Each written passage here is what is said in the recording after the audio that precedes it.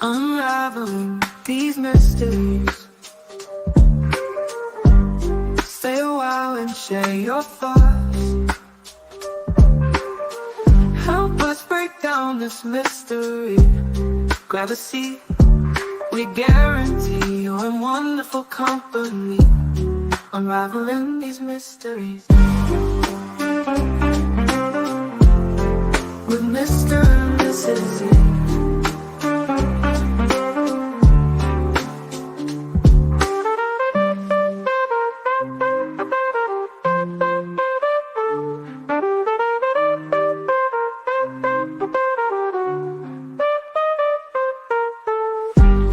Unraveling these mysteries with Mr. and Mrs. E. Mrs. E.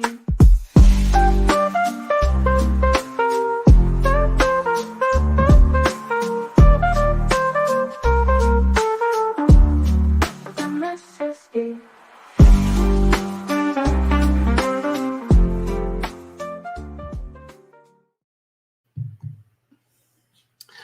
Welcome to the Mr. E Crimecast, everyone. I am Mr. E. I am, of course, joined by Mrs. E, our guest, Auntie, and shortly we will have a guest on the show, Mr.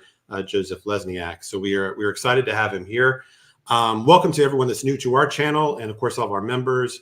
I want to thank all the mods for coming in and helping us this morning. Also, a few things if you are new to us, and many of you I'm sure are. Just to kind of let you know what we are about, we started our true crime channel 4 months ago. We are locals to Sumner County with a son with autism, and we're deeply emotionally attached to this story of Sebastian. Became invested in it right away. Over time, we just we would talk these theories through, and felt like there really wasn't a place online having the conversations that Mrs. E and I were often having, and wanted to just start our own thing and do a place where we could have factually based theorizing, where we're not really searching to prove an agenda or a point of view, but just seeking truth, whatever truth is, even if it contradicts our previously held assumptions or beliefs. So that we're a truth-seeking channel, and that's our mission here. And many of you have joined along with us over the last few months in an amazing way. We've had incredible support from other YouTube channels, of course, folks that are here with us every time we go live, and we appreciate all of you. So that is really kind of what we are all about. As far as the case goes, that is the Sebastian Rogers disappearance has been 90% of our focus. Anytime there's news with Sebastian, we're covering that. If you're unfamiliar with his story, he disappeared sometime between February 25th and the morning of February 26th, a 15-year-old boy with autism. And it has, captured the hearts and emotions of everyone in the community, and really actually all over the world. There's thousands of people worldwide invested in this story. And there has not been a lot of great news or developments. 6-month anniversary, the FBI reward was announced. This was a massive turning point that led us all to the conclusion that this is now really more of a criminal investigation, either an abduction or something worse. We're not sure, but that's what the FBI told us with that reward. And then a few weeks later, we got the amazing announcement that Dog the Bounty Hunter and his team were now contracted to get involved. And that of course, Dog works with AtNight Media. And so we did a little investigating into that. And from there, everyone was thrilled, I think, about that announcement. Then there started to be some skepticism and, lots of digging, which is all great. We always need to vet everything that comes up. And then something has happened at some point with the organization that has led to the legal team getting involved with that night. And that's what we're going to end up talking about today. We met, I think Joseph is waiting now. Do we have any other announcements before we get started? We probably want to talk about just politeness in the chat. Mm-hmm. So mods, if you will help us with that, we're going to have Joseph Lesniak is going to be a guest of ours. He's in our house. So please, no disrespect to anyone in our chat or to Mr. Lesniak. So we won't tolerate that today at all. So if you see anything close to that, we're just going to remove them immediately. That's a one chance kind of situation. So questions will be great. I don't know. We don't think we're going to have a whole lot of time with him, maybe 15 minutes or so. So we will try to get right to it. And also be respectful to each other in chat. And other creators. We have a lot of other creators in here. I saw Justin's in here. He's helping us out moderating today. I think Smiley's World is in here. Or BHB, of course, is here. And well, we want to welcome the other creators. And I think that's it. Yeah. So okay. You ready? Let's roll. Let's do it. All right. Good morning. How are you doing today? Good, Mr. E. How are you? Great. We really do appreciate you joining us. There are a lot of folks here that are excited to hear what you have to say and understand the future of the investigation with AtNight. So I might just kind of, if we could start, if you wouldn't mind, to tell us a little bit about your professional background and how you became affiliated with AtNight and all of these folks involved. Sure, absolutely. First off, I always find it scary that people are waiting to hear from an attorney, because our profession does not normally have the best reputation at giving clear-cut and information that people can actually use or understand. We're very good at obfuscating, deflecting, and moving things around. My kids used to ask me, "What do you do for a living, Daddy?" I was like, "Well, I pick papers up from one side of my desk and I put them to the other side of my desk." Like, what do you do in between? I'm like, I just pick them up and put them to the other side. So that's what my 8-year-old and my 11-year-old believe I do professionally. There is, of course, a lot more to it. So I am a real lawyer. I do represent Nik The Hat, as he's known colloquially, as well as AtNight and Dog the Bounty Hunter. So I know I figured I would get that out of the way right at the beginning, because there are a lot of people I know over the past 24 hours if I exist and whether or not I am Nik's attorney. So I can assure you, as we sit here today, that I have been Nik's attorney for a number of years. So as you can imagine, in the media realm, people get into trouble, and it happens, and things fly, and emotions fly, and this case is no different. And my client likes to kind of get in there and be a part of things like this, whatever it is, in helping to seek justice. And sometimes other people don't appreciate that. But personally, I'm a graduate of Villanova Law School. I went there. I was at Villanova University prior to that. I was on scholarship there, got a degree in political science and education, then ended up going to law school there, and started out in the district attorney's office in Delaware County in Pennsylvania. It's a county right outside of Philadelphia. So it's where half the Philadelphia airport is, as I like to tell people. Okay. A very populated county in Pennsylvania, one of the fourth most populated county, and one of the smallest by area-wise. So there's about 550,000 people. So we had an office of about 40 prosecutors, ended up in the special victims unit of that office, starting with domestic violence cases. I didn't understand domestic violence because I was raised by an Irish Catholic woman. So the idea of somebody hitting a woman and getting away with it was shocking to me, because my mother would never allow that to happen. So it was a real eye-opener, starting in that, and then moving into child abuse, child pornography cases. Pennsylvania Internet Crimes Against Children's Task Force is actually based out of Delaware County. It's one of the only state task forces that's in a local county. Most of them are either the state AG's office, Attorney General's office, or the state police. So, but our county got that and was responsible for a number of breakthroughs in investigating those cases in the early 2000s, and doing cases like traveler cases where people would come thinking they were going to have relations with a child. I used to do a number of those cases. Now that most of those are pleas, did child abuse, child sexual assault, adult sexual assault cases. And in 2012, I left the office and started my own practice on the defense side. A lot of people go, how can you switch roles? These are emotionally driven cases, no matter what role you're in. As a prosecutor, I always looked at what is the defense in this case, if any. And now as a defense attorney, I kind of know what the prosecution is. In fact, I was just in trial last week, and the prosecutor basically gave my closing argument that I used to give many years ago, almost word for word. I was singing along to it kind of in my mind as she was saying it. So I've been a private defense attorney for, I guess, now 10 years in my own firm. I had an opportunity to possibly move to a different firm or bigger firm, but I really like actually being my own boss. There is something to that. One of the things about being a prosecutor is there's a lot of politics and public image that goes into it, and being told what to do. And I never was really good at being told what to do.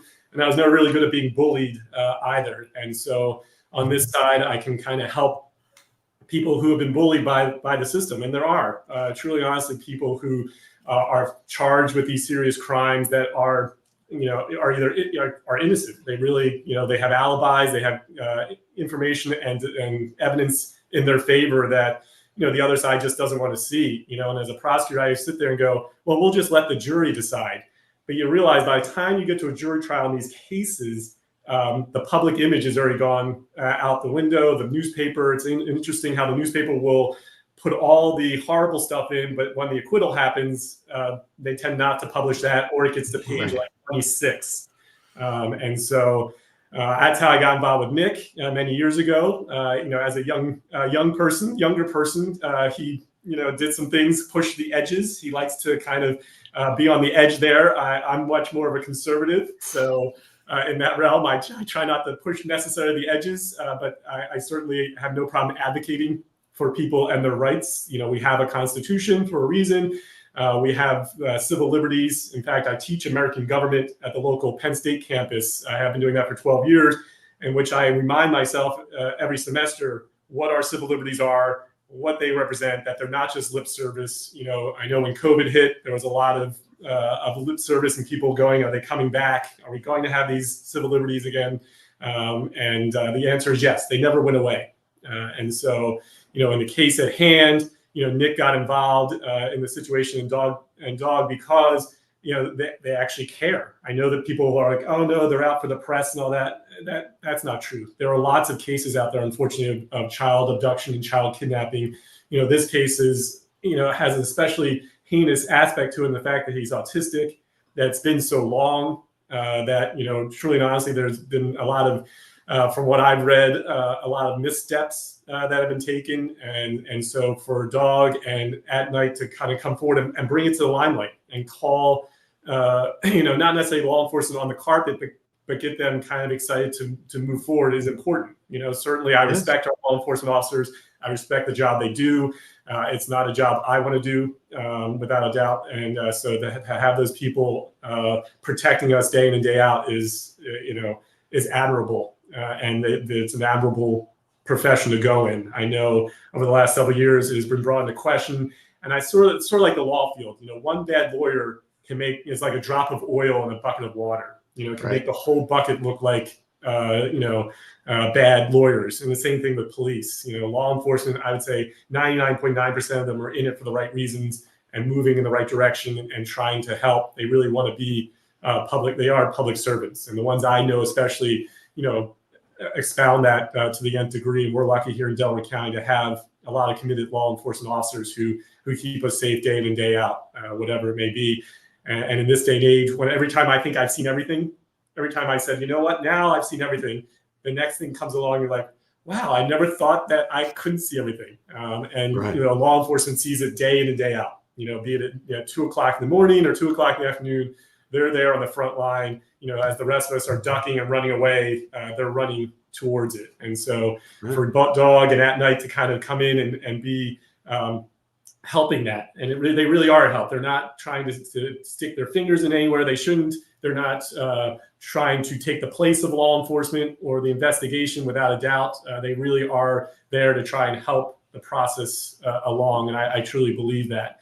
Unfortunately, there are other people that are not necessarily doing that. And that's unfortunately why I have to get involved. Normally the legal team does not have to get involved unless problems arise. Like I tell people, I give an award out to our local high school every year where my wife and I actually went to school. That's how local I am. Literally, I live 5 minutes from where I am sitting right now where I work. And I grew up there, literally in the same house. So I always tell them that, nobody calls a lawyer because something went right. Nobody says, oh, I had a great car accident. And I'm really just calling to tell you how great the car accident was, or the surgery was awesome, or the police pulled me over, but I didn't get in any trouble. They really just thanked me for driving well. Nobody ever does that. People only call lawyers when things are going awry.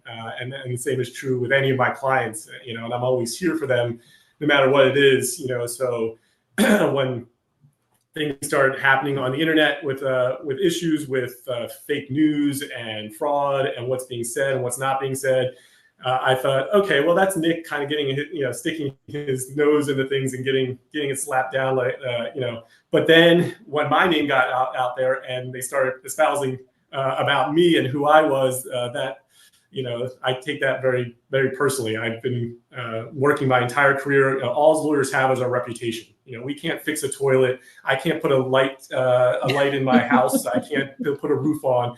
The only thing I have are my words and my reputation. And so when somebody brings that into question, I start realizing, okay, this is not just Nik, sticking his nose into things and then people making nice comments. These are people who really are out to attack him and dog in a situation where they don't deserve that. And this same thing happened. I was involved. This is a kind of funny story in the Cosby case. On a side note, so I was not part of his legal team in Montgomery County. I was in charge of taking care of his citations. So after he was convicted and sent to jail, the local town cited him for rubbish and unkept grass. Now, exactly how he was supposed to keep the grass and take out the rubbish when he was in state prison, I don't know. But I did help the family out in dealing with local. I know Mrs. E's over there giggling a little bit because it is. You sit there going, really, that the man has been convicted and defamed in the media and his entire career,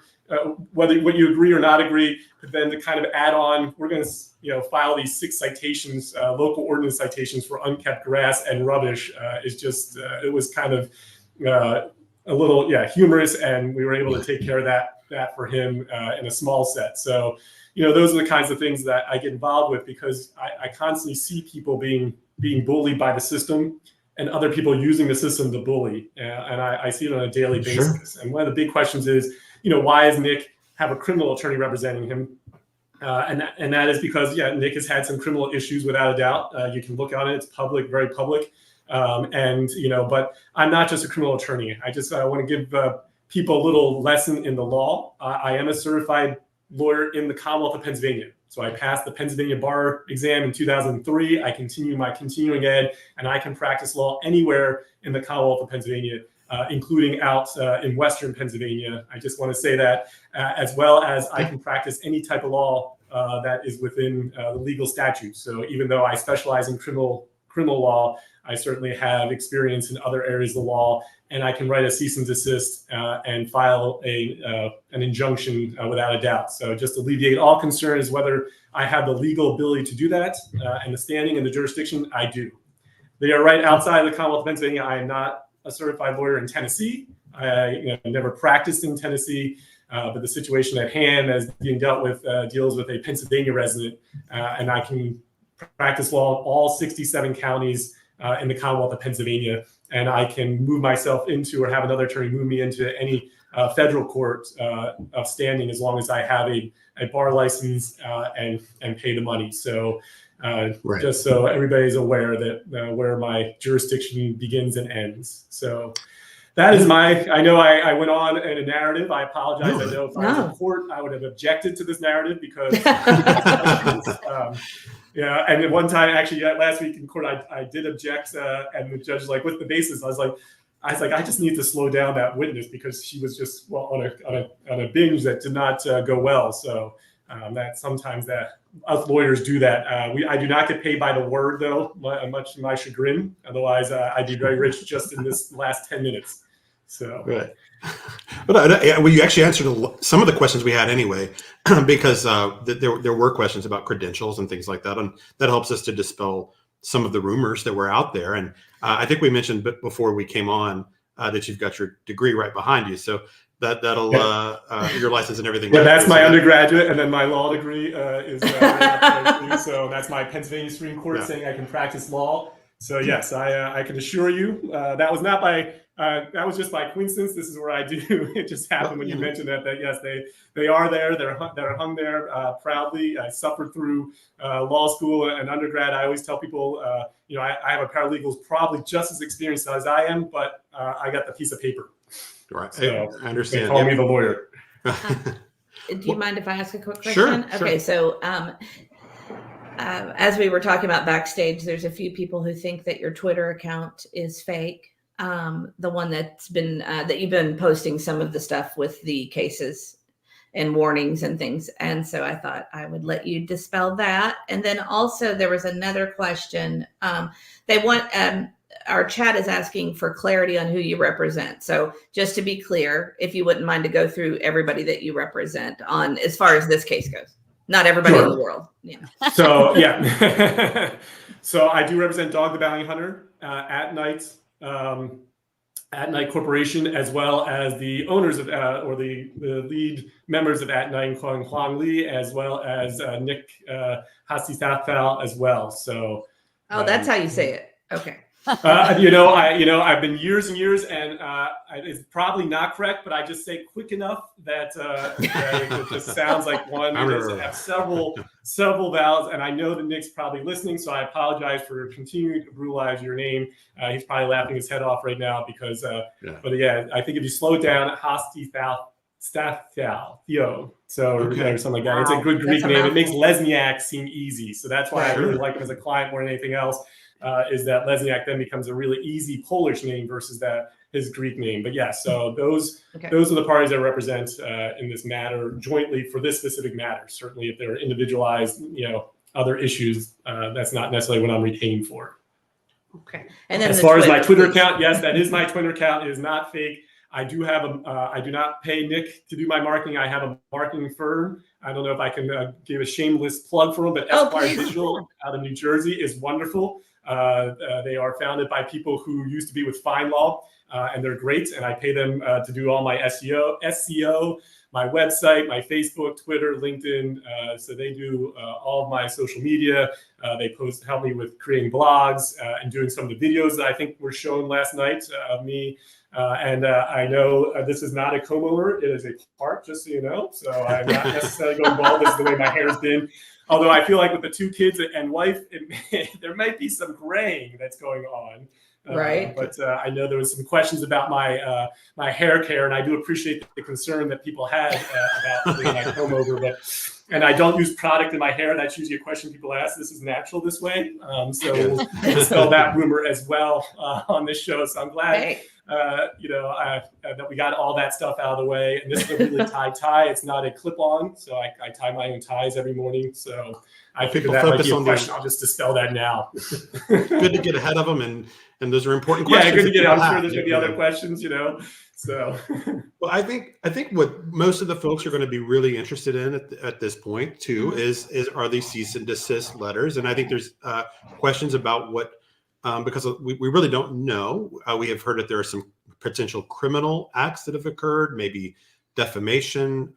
Death threats. Death threats are very concerning. And so how much of that can we discuss today as far as what's happened? And so, yes, I guess we can publicly talk about the cease and desist because the other side has put it out there. I think they published them, and that's fine. Truly and honestly, as a lawyer, if they weren't, I wouldn't talk about them because, until something's filed in court, and on the public record, we try to be discreet with people and try and handle this discreetly. I don't think discreet is in the vocabulary of a lot of these people that we're dealing with. But yes, a cease and desist letter along with a proposed injunction that could be filed was sent and mailed certified the other day, basically claiming, as you said, the defamation, slander, and libel, because in Pennsylvania especially, the Pennsylvania Constitution gives everybody a right to their reputation. So it's not necessarily spelled out in the United States Constitution, but it's certainly spelled out in the Pennsylvania Constitution, the right to your reputation. So a lot of people think the First Amendment is absolute. As somebody who teaches the First Amendment in an American government class at Penn State, it is not an absolute right. You do not have a right to say whatever you want, whenever you want. You cannot yell fire in a crowded theater. Although I tell my students you can yell theater in a crowded fire. There's no liability against that. But you cannot yell fire in a crowded theater. I saw that book. Yeah, I am a dad, Mr. E, so I think you get the book of corny jokes when you become a dad, according to my kids. Yes. Everybody finds me funny, but my wife too. I don't know what it is, but everybody else thinks I'm hilarious. And I try all my stuff out on my 8 and 11-year-old, and if they laugh, and then usually everybody else finds it funny. But you cannot slander somebody or defame somebody. You can't put out information that is patently false and claim it as true. You can put that this is my opinion. Sure. There have been death threats made to Sebastian's dad, Seth, as well as another gentleman, Tony Mathis, who has been involved in this case as well, and as well as to AtNight and my clients. I don't know why. There was also a group that came up before our involvement to help out with the search that also left because they were getting death threats. I can't imagine why anybody would threaten somebody who was trying to help find a young man with autism who's been missing now for over 6 months. I mean, to me, my theory is whoever's willing to help out and lend a hand, why wouldn't you take that hand and use it to find this young man, which is, I feel like we're losing sight of that with all this kind of rhetoric and baloney. And that's why I told my clients, it's unfortunate that we have to do this. It's unfortunate I have to come on and prove that I exist as a lawyer and have to file these cease and desist and potential injunctions, because at the end of the day, what's really important here is a young man, a 15-year-old young man, being found safe and sound and brought back to his family where he deserves to be, and that we kind of lose sight, or we've lost sight of that as we kind of layer on these these YouTubes and these chats and this information and this misinformation, and it doesn't help anybody. It certainly doesn't help Sebastian's case at all. So, the hope is that people can calm down and keep their eye on what is important here. And so, we all have backgrounds and pasts that you can harp on, but moving forward, it would be much better to move forward as a cohesive group trying to find concerned citizens and bounty hunters and other people to try and find this young man and move this case onto what I hope will be a happy ending at some point. Right. Yes, we're all praying for that. Can I ask, have charges been filed as far as the death threats goes, like criminal, or authorities aware of this and handling that? So there are no charges have been filed that I am aware of. Of course, private citizens cannot file charges. As you know, only the state can file criminal charges. As whether or not law enforcement is involved, yes, they have been contacted and provided the information. There's also some wiretapping issues that have gone on that have been published. You cannot in Pennsylvania, unless you have special consent through a prosecutor's office, you cannot record somebody's voice without their permission. So we are two-way consent. There's only one exception to that, and that's a consensual phone intercept that has to be handled through a prosecutor's office and done through that, and a certain process has to be followed. Otherwise, recording somebody's voice surreptitiously and then utilizing that publicly can be a crime in and of itself here in the Commonwealth of Pennsylvania. Right. From what I can tell, there's been some of that going on as well. Again, private citizens, my clients cannot file charges. I cannot file charges. Only, the Commonwealth of Pennsylvania or the United States can file charges against somebody criminally. So the only thing a private citizen can do is, file a civil case against somebody if they feel it rises to that level.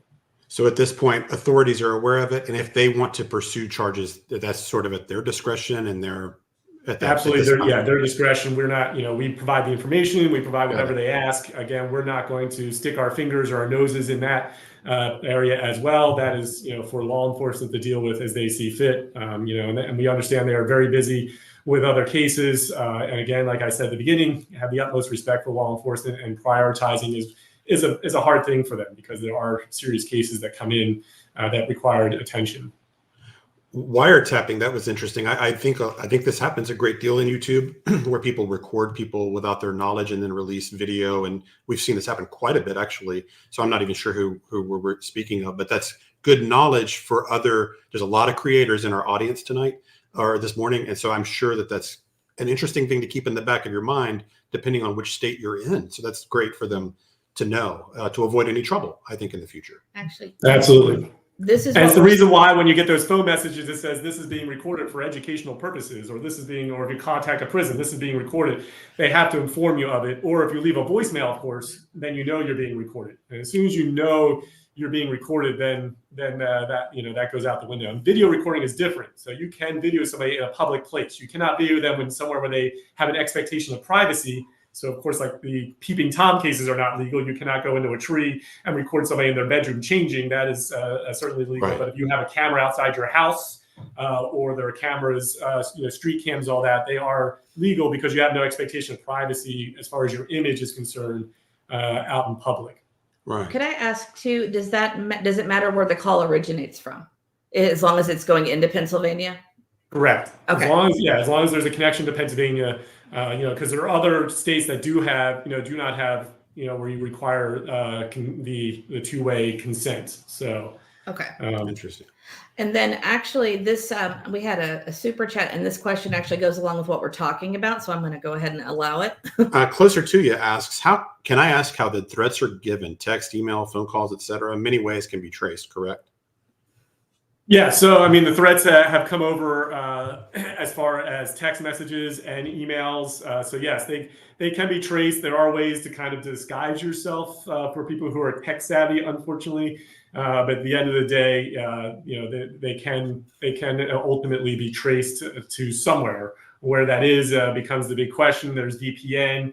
That can help mask you, unfortunately, but you're not absolutely anonymous on the internet and through email. Just so you know, I mean, that was the Internet Crimes Against Children's Task Force, without a doubt. That's Sure. what we did, was try to eliminate the anonymity. It was our task force that first started going on to places like shareware sites and Bearwire and things like that, and FrostWire, and able to actually download and find out where images and videos are being traded, because that's where the next step was. After people realized you could get caught sending emails of these images, they started going on to shareware. And it was actually the Pennsylvania ICAC, along with the University of Massachusetts, that came up with the program to allow the internet crimes to police shareware sites and shareware programs and things like that. So yeah, so anonymity on the internet is not what you think it is. Right. What could I ask too then about, so as far as the cease and desist, and you may not be able to talk specifically about people that have not published theirs yet, but are there overall themes and issues that are specific that we could, things that are happening that maybe other YouTubers might want to avoid as pitfalls, that are getting them in some trouble as far as the line between free speech and defamation or whatever these major issues seem to be? Yeah, they're publishing statements. I think there's one about finding Sebastian's pants in a location that has never been proven or shown or evidence whatsoever of that. So basically, false information, defamation of people's character, and making statements about them that are defamatory. Nik, is not hidden. He is on parole right now for criminal acts, and they're basically flooding the internet, saying to contact his parole and probation officer and say that he's in Tennessee, where in violation of his parole or doing other things. I can assure you, my client has not been in the state of Tennessee while he's on probation or parole, because he comes to my office on a very regular basis.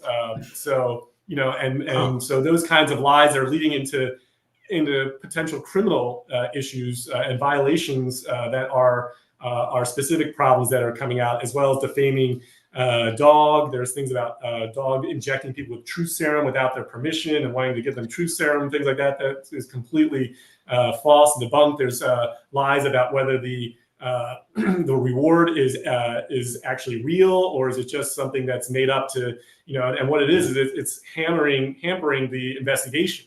So why, forget, okay, you have my client. Yes, you can, say that he, got convicted of this, that, and whatever. It's all public news. But to sit there and hamper an investigation trying to find a 15-year-old young man is mind-boggling to me. Why would you do that? And so a lot of these issues, kind of connect my clients and are hampering the investigation. And so that's where, I get most concerned about. My clients are big boys and girls. They can handle their own. Another one, a gentleman at AtNight Hong, they called him Hong Kong, in a racist and xenophobic manner that really was, like I said, he's a big boy. We're not overly concerned about that one, but it just shows the kind of people we're dealing with.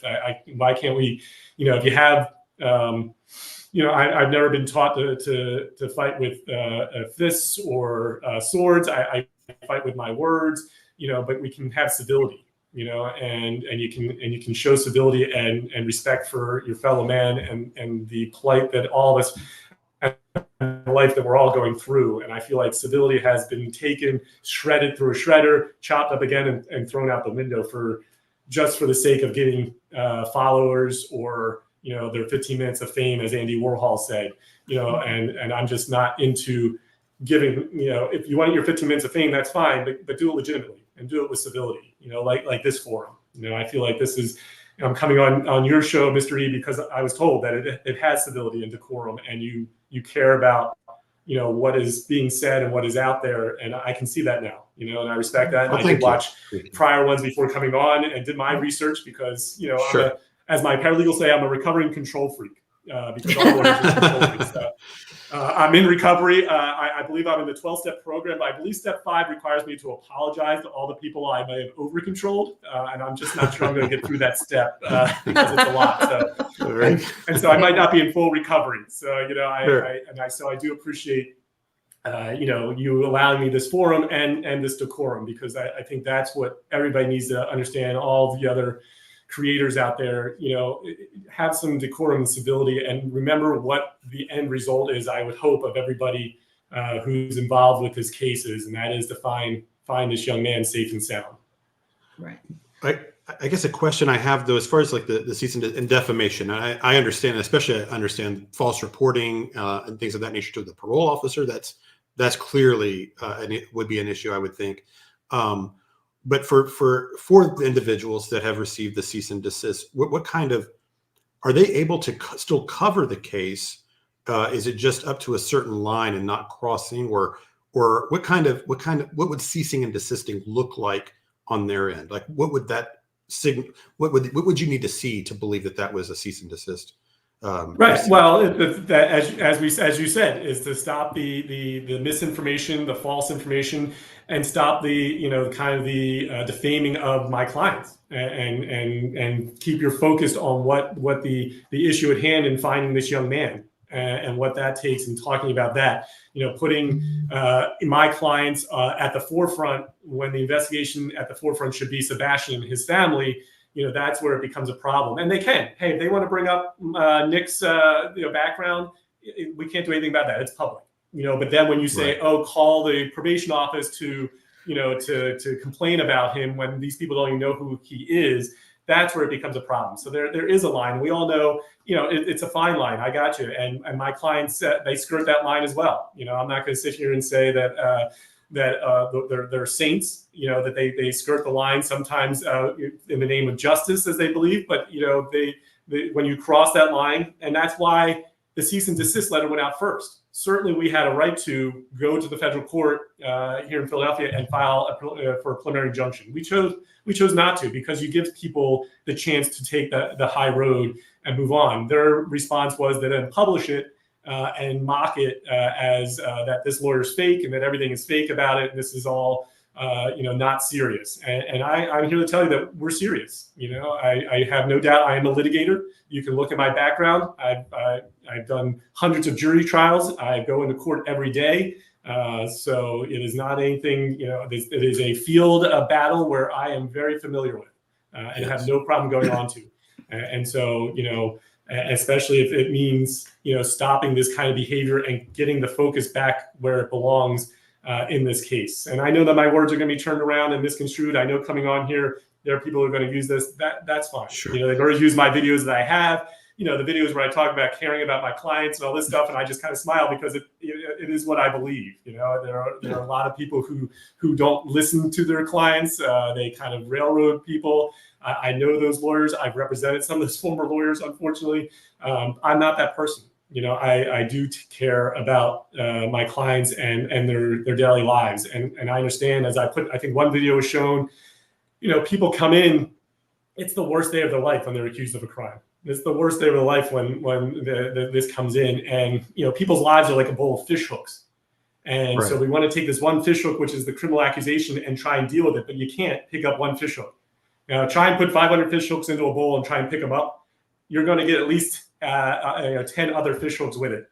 And so I try to understand that there are other parts and components to these situations. It's not just the specific defamation or lying or things like that. There's other components going on. And as a lawyer, I recognize that. And I try to have compassion and empathy for that, of what are these people thinking on the other side, and how can we get them to change without necessarily going to court. I tell my clients, the court system is there to fix problems, but if we can fix them before we get in the court system, it's so much easier, sure. Because in the court system, your number, your transcript number, whatever, whereas I try to humanize people and remember that everybody's a human being trying to make their way through this world, and nobody's life is easy. I don't care if you're the richest person in the world or the poorest man, in the world. Everybody's life has ups and downs and pitfalls and things to deal with, and I try and keep that in mind. And I don't want to, demonize anybody.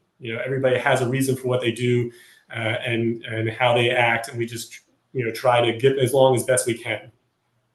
Did you? I actually I'm trying to keep up with chat and listen and do everything all at once. But one of the questions that keeps coming up is that, do you in turn represent, because of representing AtNight Media, do you also in turn represent Seth Rogers and Tony Mathis? Yeah, so I mean, by connection, yes, since AtNight has been retained by Seth Rogers along with Dog the Bounty Hunter to help out. By default, I do have their interests, and certainly their interests are, especially Seth Rogers' interests, are probably most paramount to my client. So therefore, they're the most paramount to me because Right. By an arm of my client, I am an extension of my client brought on for legal issues, and so certainly I have been in contact specifically with Tony in this matter. And regarding this, because the death threats have gone to him as well. And so we are involved in dealing with that. And he is aware of the cease and desist letters that have gone out. And it's my understanding, I believe the rumor is that 15 of these cease and desist letters have gone out. I can't tell you the exact number, but I can assure you that it's nowhere near 15.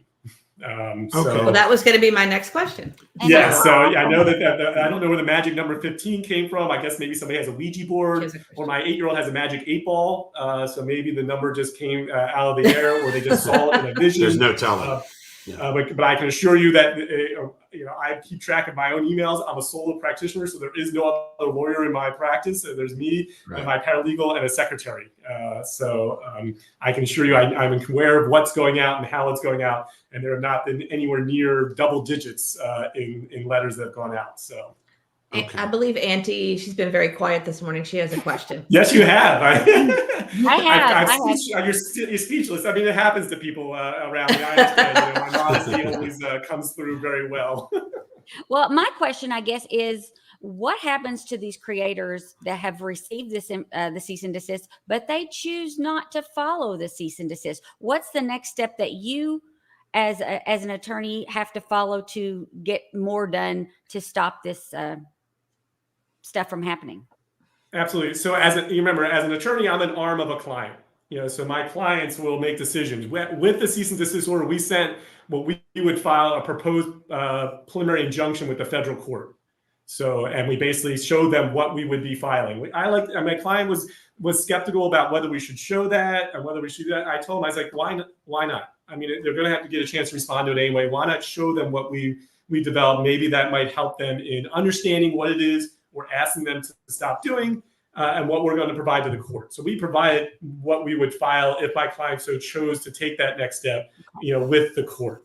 And we did that because I try to be an open book. I'm not one to hide things. I don't believe, I'm not going to jump out and be like, aha, and things like that. I don't feel that solves anything. We're all supposedly mature adults.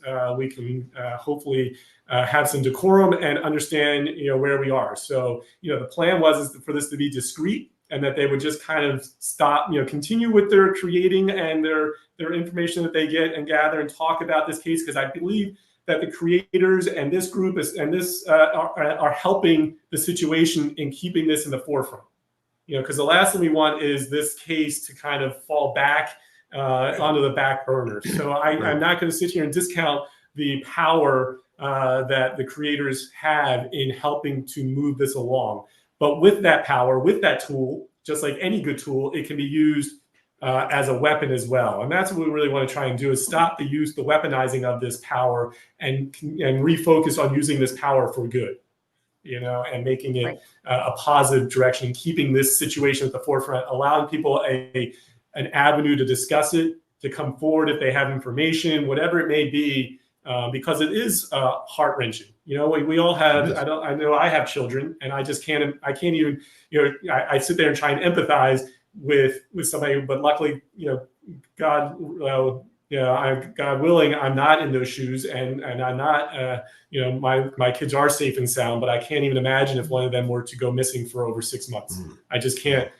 I can't fathom it. I've tried to, try and walk into those shoes, and I can't. So, I mean, the creators and you guys helping this family to find Sebastian is huge. And I appreciate everything that AtNight's doing and Dog is doing, and that's why I have no problem representing them and trying to keep this tool for good and not being used as a weapon. And whatever we can do to get past this situation as quickly as possible, so we can refocus on talking about Sebastian and his family and what we can do to solve that issue would be great. And I'm hoping that this half an hour that I've spent with you and the time you've given me will help to move this issue along and maybe out of the limelight and refocus on where it should be.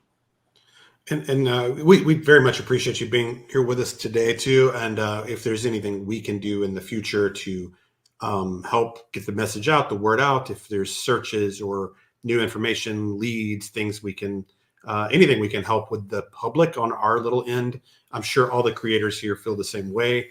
There's a lot of folks watching that do this. If you don't mind if I ask just one question about just from a YouTuber and the social media folks that are curious about this, like what can we be doing to help in this situation, with the public and where we're not interfering in the investigation, but are working in a more positive way from Absolutely. I mean, I'm certainly giving a forum for people to discuss this situation, because the other thing is how do we prevent these types of situations from going forward? How can we better protect our children? Isn't that the end result is, and everything I did as a prosecutor is how can we, yes, we need to react to what's happening now. Well, what are some things we can do to protect our children? How can we protect them on the internet? How can we protect them and allow them to be children for as long as possible? Also, if you do get information or somebody comes on and says, hey, I think I know something, direct them to law enforcement, get them to the right place to give information to the right authorities. And you can go through Dog, you can go through AtNight, but really directly to law enforcement is the key to that. And if things come up and as the law enforcement publicize things, get it out there. Get it out on the internet with your followers and the other creators' followers, to keep it going. And, it's just like, an Amber Alert works and things like that is how do we get out there or, and make people aware of it, that if new information came up, maybe that new information will spark somebody else knowing something that then it will lead to it. So, and again, keeping it at the forefront so that we can, it doesn't become, and I hope kidnapping would never become old news, but that it becomes old news at some point, that this kind of case just kind of dissolves back unsolved, like cases sometimes do, and it's unfortunate. So, keep doing what you're doing is really the key. And like I said, I do appreciate all the creators who are helping to make that happen, because keeping the situation at the forefront, and on behalf of my clients and Seth and Tony, it is appreciated when this tool is used in a positive way and making a positive impact on this case. Well, I depending on how much time he has left, we are happy to talk as long as you like. I know we said maybe 20. I do. I feel we're at 10:45, so I do have a couple more minutes. Maybe 10:30. My time is about the latest I can go before a judge starts yelling at me, because my dad was in the military, so I was always taught if you're 10 minutes early, you're on time. If you're on time, you're late. Then I became a litigator, and with a litigator, if you have the black robe, you're always on time. If you're not, you're either late or early. I do not have a black robe, as you can see. So I try to be even earlier than possible. So I do. I have a couple of minutes. I didn't mean to take this much time. I appreciate. But people are the extended time. People are very appreciative of what you've done. So being here and answering, the transparency is great.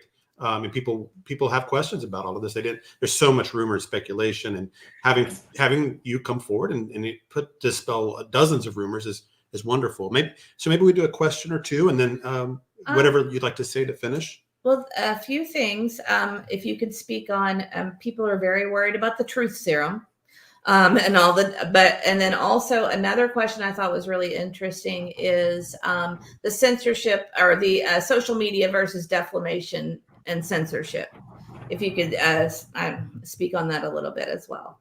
Absolutely. So, I mean, it's a fine line. Certainly my clients have been skirted that line as well. And I've been on the other side of this, receiving cease and desist letters on behalf of my clients, not specifically in this situation, but in other ones. So I understand, I've been on both sides of this as to where that line is. And I think most of us have a common sense. So if you're about to spout something off that is negative or might lead to somebody having a financial or harm to them, like death threats or possibly getting their probation or parole revoked, that should set off that maybe this is not something I should be saying. Or if I'm just spousing off like 15 cease and desist letters have gone out. I don't know how they got that letter, or where maybe it was emailed around 15 times. But those kinds of stats, and if you speak with authority, it better be authoritative. Otherwise, I tell my clients, in my opinion, I believe that maybe 15 were out. I'm not sure. Well, that protects you then a little bit, in the sense that, hey, I'm just giving my opinion, so that when people listen to it, they go, oh, okay, that's their opinion. Whether or not I find that opinion credible is my decision as a human being. But when somebody gets on and makes authoritative statements and says, I know for a fact that this happened, or I know for a fact that happened. Well, you know what? You better know for a fact that this or that happened. And if your information then causes somebody a fiduciary or reputation loss, then that becomes defamation. And so, it's important to understand, and it is a fine line. And I know you guys, everybody in the news field and the reporting field and the social media field, they skirt that line because they want to get the most up-to-date facts out. Certainly they want to give the most up-to-date information and give people the knowledge that they deserve. And we're in the age of knowledge, let's face it, and the age of communication. But you gotta dial it back, and before you say something, make sure you have your facts straight, and make sure that it's not necessarily going to harm somebody's reputation or lead to things that you can't control, because some of these things are like snowballs. And so you make a snowball, you throw it off the side of the mountain, and then it starts gaining speed and you can't stop it. So you got to figure out where you might have to think far ahead and go, okay, where could this snowball end up? And when this snowball ends up, is it going to be the same snowball I threw off the thing, or is it going to be this huge mess that has trees and debris and dirt in it, and is it going to hit me upside the head at the other end? And if it is, then you might not want to say. But if you realize that snowball has factual information, has information that's going to move this case ahead, that's going to give people knowledge and information that's going to maybe either get them spark their memory about something or get them moving further ahead in this case, then that snowball is important. And there's nothing that should stop you from utilizing that. But keep control of your snowballs, and know where you're throwing them. Right. Don't hit your mom's window or take out somebody you didn't expect, that you were throwing it at one person and you hit somebody else. So that is really is the key in deciding censorship, is how to keep control of the information you're providing. Okay. And you can't control what other people do after that. When you gotta be careful of that, but of where it goes. But we understand that these people can't control what people do with it. But when that information goes out, and we've seen that. I mean, that's what our former president is dealing with right now. That's the whole January 6th. Certainly President Trump did not go into that Capitol, was nowhere near that Capitol, and yet he's being accused of everything that happened there. And they're playing. So that's the same thing here. You don't want to be that person being accused of that if you can help it. And so it's a fine line. Understood. And the truth serum, yes, I know what was said. I can assure you, on the record, that my client is not injecting truth serum into anybody. Unwilling, it doesn't exist. That sounds like rumors. All I can think of is the I Spy shows and things like that. So that is, I can dispel that nobody's being forced to take polygraphs or inject with true serum or put true serum surreptitiously, like they think they're getting an injection for the flu shot and they're getting true serum. No, there's nothing like that going on. Dog has been around for many years, as you know, has quite a reputation, no matter what you think of it, but certainly a reputation for being upfront and honest. And so there's no true serum. There's no truth in the true serum. Is that that's on the record now? You got it recorded. Everybody screenshot it, that 30 seconds there, so they can keep playing it over and over again. Great. Okay. Well, I hate We to keep should- it. I've got so we many more shouldn't. questions, but I hate to. I don't know. want you to be late to the Unfortunately, I court. don't have any more time. Maybe I Mr. know. E, when this all goes by, I can come back on and we can We talk would- about Anytime. the real stuff. So I really appreciate your time. It was nice meeting all of you. You If too. you're ever in Philadelphia, Pennsylvania, look me up, stop on by.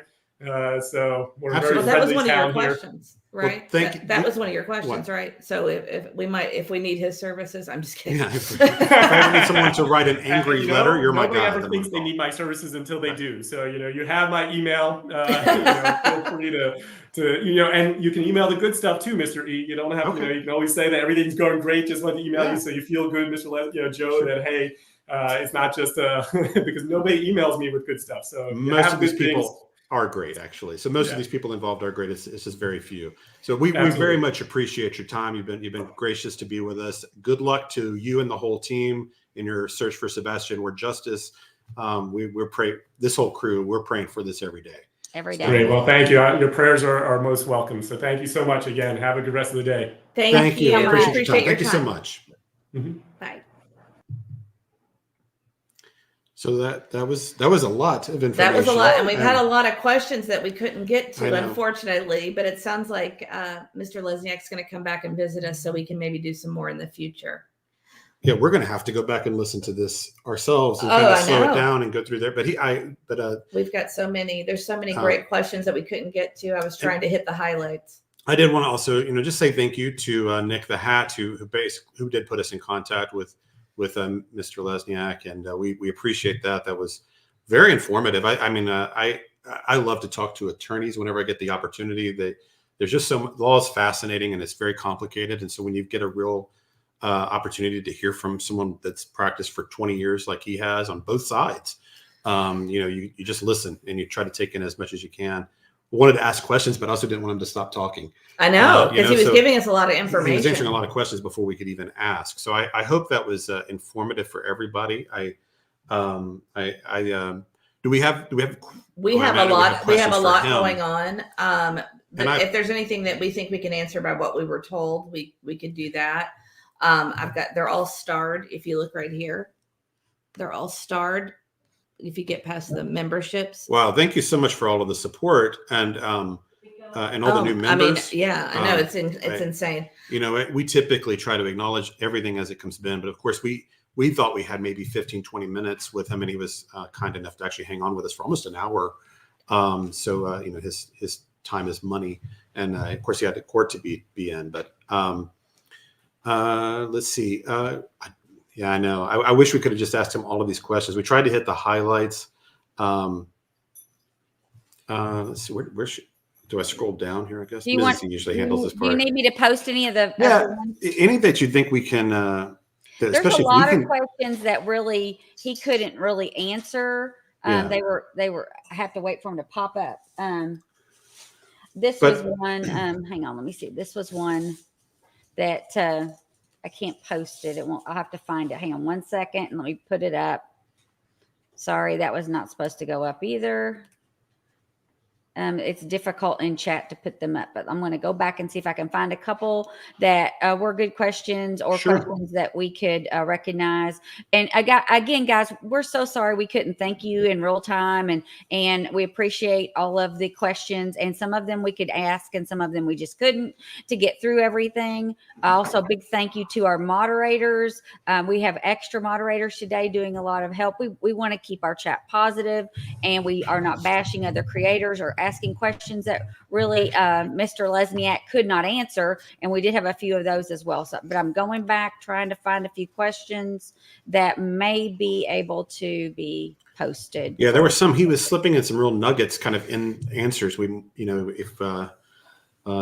were kind of answering questions I think a lot of us will have. I know there's a lot of YouTube creators here right now. And so hopefully this will help all of us to understand where the limits could be. I'm still looking for him. Well, he did answer this. Yeah. You want to go ahead and just reiterate what he said? Sure. And people might be joining a little late here also, but he did say, because he's representing AtNight and Nik, that by extension, he is also representing Seth Rogers and Tony Mathis. Because they are clients of AtNight. So anything that kind of falls under that umbrella, because they're working with Seth, he represents Seth and Tony and also Dog. So there were a lot of questions about that we had seen out there. that can all be put to rest. That whole group is being represented in this situation by his firm. Here is one from our Taylor, and I really don't know exactly how to answer this for them, and I don't think he would probably answer this one, but it was, can a creator or a YouTuber swear or yell or scream at you or bully you? Has a YouTuber chatting or delivering messages in a search of Sebastian? I mean, I couldn't answer that question. I think you probably have to see what specific instance you're talking about. Yeah, it would and what state. Like that's one of the things he was saying. Pennsylvania has different laws than we have in Tennessee. I think in Tennessee you can record either side without knowledge. But apparently in Pennsylvania you cannot do that. Both parties have to be aware they're being recorded. I did not know that about Pennsylvania, and that we know that this is a thing that's happened in YouTube for years. And so it's a thing to be aware of. If you're a creator, if you're going to record someone and post it later, you could be in some legal jeopardy. Mysterious Al says, should someone get legal action if someone has called their job and family members with threats? I would think that would be a good idea. Yeah, I would think so. I know that was a question for the attorney. I know. And it seems like what he said about the death threats, they're handling it on a civil end. And if I'm understanding what he was getting at is that they pass whatever information they have to the proper authorities. And from there, it's at their discretion and their DA as to whether or not they're going to pursue it. So that kind of gets out of their hands once they've handed that over. Vet Girl RWB asks, thank you. Can you explain a civil litigation can lead to answers in criminal cases? I know that's probably meant for him. I can just tell you what I've heard other folks say in the past. Deception Detective often mentions, he kind of goes after the McCann family publicly. And he says one of the reasons he does it is he actually kind of hopes they sue him one day so that he can get discovery because he wants to see what they've got. So he kind of baits them. So he wants that lawsuit. And I've wondered in this situation if there's some of that that's been going on with various parties actually kind of wanting the fight because they could get discovery in countersuits and such. Just my own speculation, but that I think is at least the opinion of Deception Detective. Alabama Nana asks, where's AtNight Intelligence Registered PI Agency? I'm not positive, but they are all. We did have an episode where we went over all of that. They're registered. I don't know. That would be a question for Nik, or because right? They all live in Pennsylvania, so I would assume it's there somewhere. Andrew V. Wyatt, who is part of that PR firm One World, and is part of them, and then of course the attorney and Nik and Hong all live, I believe, in Pennsylvania. So I'm going to guess there, but I don't know that for a fact. Right. And then I starred this one. This was from Granny. I think that was meant for the, and welcome, Granny. We appreciate you watching. Hi, Granny. Thanks for joining us here. What exactly is your team doing to help? Well, we won't be able to answer this. In the search for Sebastian Rogers. So far, there's been a lot of spewing of misinformation as facts and defaming statements towards the other parents, a long drama. Right. Yeah, I don't know if that's even a question he can specifically I was going to say ask. that might be a better question for Nik. Yeah. Or because he seems, I don't know how, he seems to be legal counsel and not so much on the tactical but he may have knowledge. I don't know. Right. But yeah, that'd probably be a better question for Nik, who I think is fairly approachable. I know he's on X, I think he's on. He got up early this morning, I think, so he's here somewhere. Yeah, I mean he's active on social media. So if it were me and I had a question like that, I probably would just ask him on X. I bet he would answer. Absolutely, he seems very approachable. Okay, yeah. Sorry. There's a couple of them that the wording is so confusing. I'm not sure that we can post. Okay. I don't know what they're asking, but well, I think I saw we had a few troll kind of things like that. So we'll avoid all that. Yeah, of course. Right. And some of the wording is it may possibly be translated because it doesn't come out in English correctly. So I'm not going to put those up because they paid in pounds. Okay. Oh, I see. All right. Well, we'll just do the ones we can do. And I see Brittany J's here. Welcome, Brittany J. We welcome all creators. Welcome, Bullhorn Betty. We welcome all creators as long as we can be kind to each other and respectful. Everybody's welcome here. I want to thank everybody that sent in questions prior to this too. We just could not A get lot to of them all were of them. great. A lot of you had kind of the same questions, so it did help us to focus on where the interest was. So I appreciate. There was a Lady- question too that I thought would be a good one to ask. Somebody said if someone that we know for sure was served changes her name to is that evading and You mean changes like a changes username? yes, changes her username. They're going to know who she is regardless of her name because they have to know her real name in order to serve her. So that's not going to make any difference. It's my understanding that this covers all social media accounts. So even if they create a new account or new name, it would still apply. That's my understanding that I spoke about offline with him. So that was a question I had earlier. Yeah. Do we have any other to pull up? I think we have more, don't we? I'm still looking through. It's Are hard. There were so many, and they came so fast that I'm going back through the one that I didn't really understand what they were asking. I wasn't going to put up.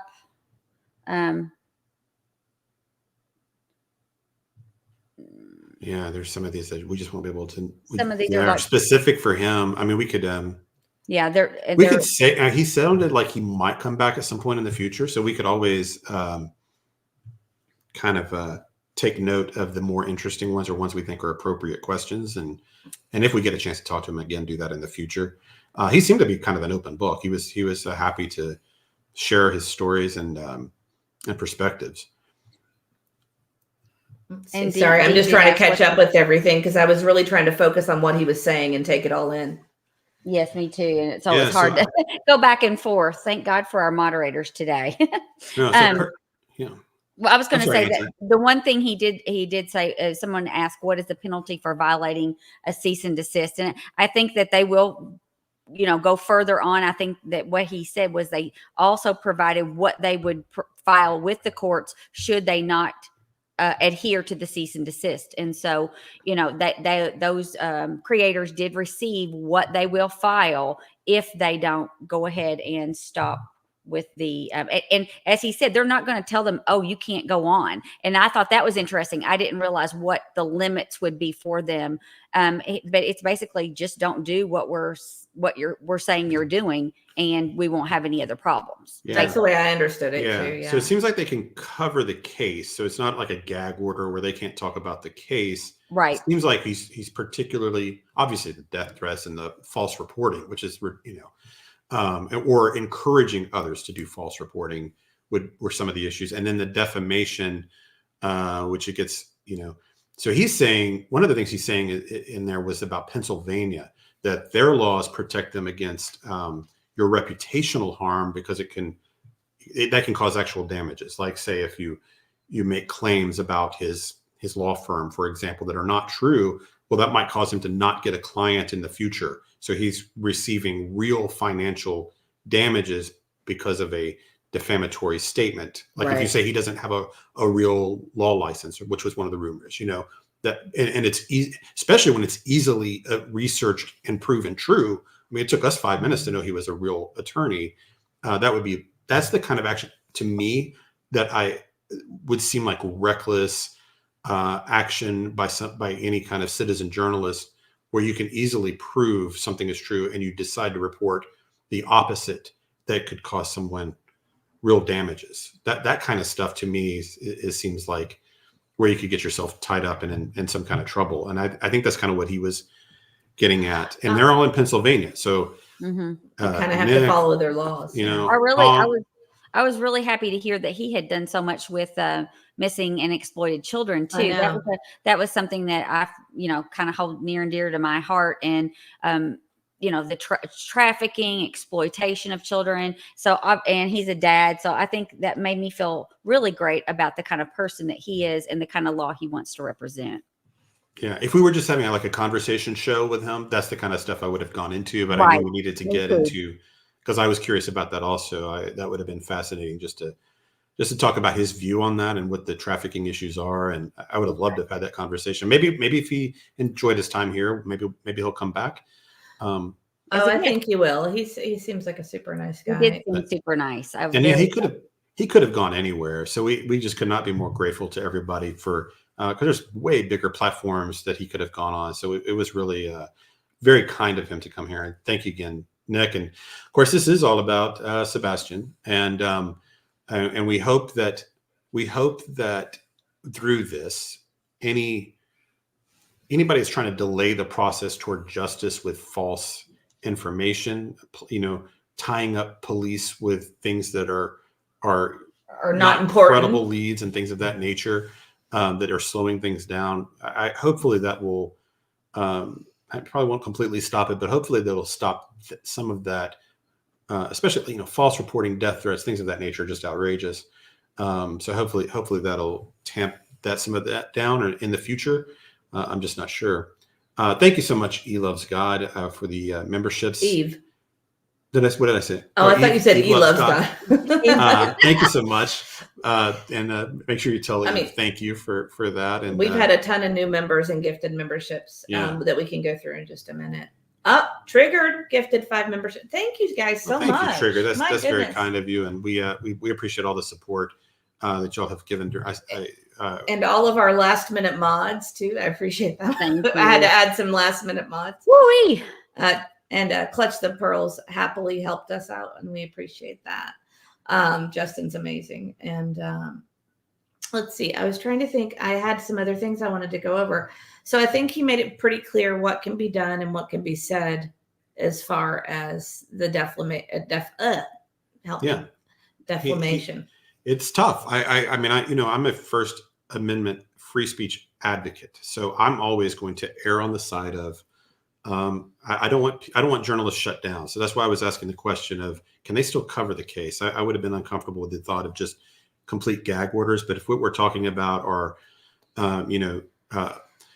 these kind of false stories that have been getting planted with deliberate knowledge and no substance or reason to, opinions and, things that have been planted and false reporting to authorities and death threats, things of that nature. Of course, that's different. I just wouldn't want to see, I don't want to see people lose their ability to have a different opinion, right, on the case. That's a line I'm not comfortable with at all. And it doesn't sound like that's what they're going for. It sounds like they just see a line as far as defamatory and damaging kind of statements. And I think that's reasonable. And it seems like Pennsylvania law might be a little stricter than Tennessee. Right. In that regard, from my layman's understanding. None of us are lawyers, so we're just giving opinions here, just to be clear. Jennifer from New Jersey asks, clear that up. I am newish to YouTube. What does the red bar next to my name mean? I said nothing wrong and it happened twice. Can anyone do that? I don't see that on YouTube, and I don't see it on our back end on Streamlabs. So I don't know that it means anything. I see a little like YouTube play button. Is that what? Yeah, like the little red play button, but I don't see anything. I don't know that it means anything. It's possible maybe something was deleted because we did ask the mods to be extra strict today, just because we didn't want things to get ahead. When you are a mod, sometimes it's difficult, and you might click on a person and it's the wrong person. Oh. So sometimes people get blocked or get their comment deleted by accident, but it's not intentional. We're just trying to keep the negativity out and the positiveness in. And someone said, allegedly said he's a defense attorney, so would he be defending those committing the child crimes? No, he was talking about what he did prior. He became a defense attorney later, after he had represented children and missing and exploited children and work with that, or some of those types of organizations. So this is what he does now. Yeah, he's basically almost 10 years as a prosecutor, and then the last 10-ish or so years as criminal defense. Which I think is awesome, because he's been on both sides of the law, and he can really see things from both sides. And I think that's really interesting. Oh, okay. So Jennifer from New Jersey, it just means that you can't, we've got a pretty strict time limit on how quickly you can chat. So it means that your time's not up yet to be able to chat again. We were doing that to kind of slow things down because we have so many people here today. So Nina says, in my opinion, those being bullied should do a class action lawsuit against YouTube. That will help to correct the culture. I do actually agree with that. I think that if that ever happened, things would change on the platform. You would see far less of the of that kind of culture. And the thing that bothers me, and I know that I'm not trying to be a prude, but all of the cursing and the F word, I mean, that stuff is so unprofessional and so awful. And I don't think anybody agrees that that's a good decorum when you're talking about missing children or true crime. I mean, it's just not necessary. And that's in my opinion. But I just think that YouTube needs to clean up its act a little bit as far as what they allow people to do and say, because, I just think the cursing is just not necessary. It's just not necessary. It doesn't drive your point home any clearer. It doesn't make us like you anymore. Actually, when I start hearing that, I click off of them and I don't go back to them because it's just not necessary. And I get that you want your opinion, but you can have your opinion without the profanity and the lewd crudeness. But that's just me. But that's something I feel like that there needs to be a little bit stronger restrictions on those kinds of things. I mean, I differ a little bit. I think the marketplace should just correct that issue. So if people don't like it, they turn it off, and because money talks. And if people say, "Hey, look, the language bothers me, I'm out," and that's what I do. Yeah, they'll either disappear or if it's still watched, then it won't stop. So I think the market should correct those things myself. Hopefully. We had kind of a differing opinion. I thought you might be interested in addressing. It's kind of interesting. Alabama Nana says the term journalist has been with the advent of social media. Cam, mic don't necessarily equal journalist. That lab coat and stethoscope don't understand. You don't need a degree to be a journalist. So you don't have. It's not like a lawyer or doctor where you have to have certain licenses and certifications. Literally, all you need is a pen and paper and a willingness to be a journalist or a video. And you're a video journalist, so there's no requirement. Most journalists don't even have a journalism degree. Professional, like full-time journalists, don't. And it's about 50% or so. And so, but that's something that I disagree with. Allegedly with Brittany J, I just don't understand the point in the attacks against Seth. Everyone is entitled to their opinion, but the crimes made against him are life-threatening. Yeah, that is the death threats are a sad turn that's happened against multiple people apparently. Any of the parents, there should be no life threatening of any kind to anyone. No, it shouldn't have come to this at all. And there shouldn't be calling anyone's work or any of that nonsense either. No, so. Of course not. Of course not. To any of the parents, no matter what any of us think, they should be allowed to work and live their lives and let justice handle itself. Right. Exactly. Sorry, I'm trying to get through everything. It's still very fast. Let's see. Auntie, can you read some chat for a second? I need to ask Mr. E something offline. I'm going to mute us for a second. Let's see. We have got so many great people in today. And let's see. I've already gotten the Alabama remark. Let's see. There's one. Let's see. Just a quick question. There's one. Hang on one second. We were still muted. Sorry. Are we back there, Auntie? Yes, you're back. Just a quick question. Does this mean that the false statements and defamation against both sides of the parents will be stopping? That's a good question. I mean, I think I hate that there's sides. First of all, there should never be sides in this situation. You're right. Well,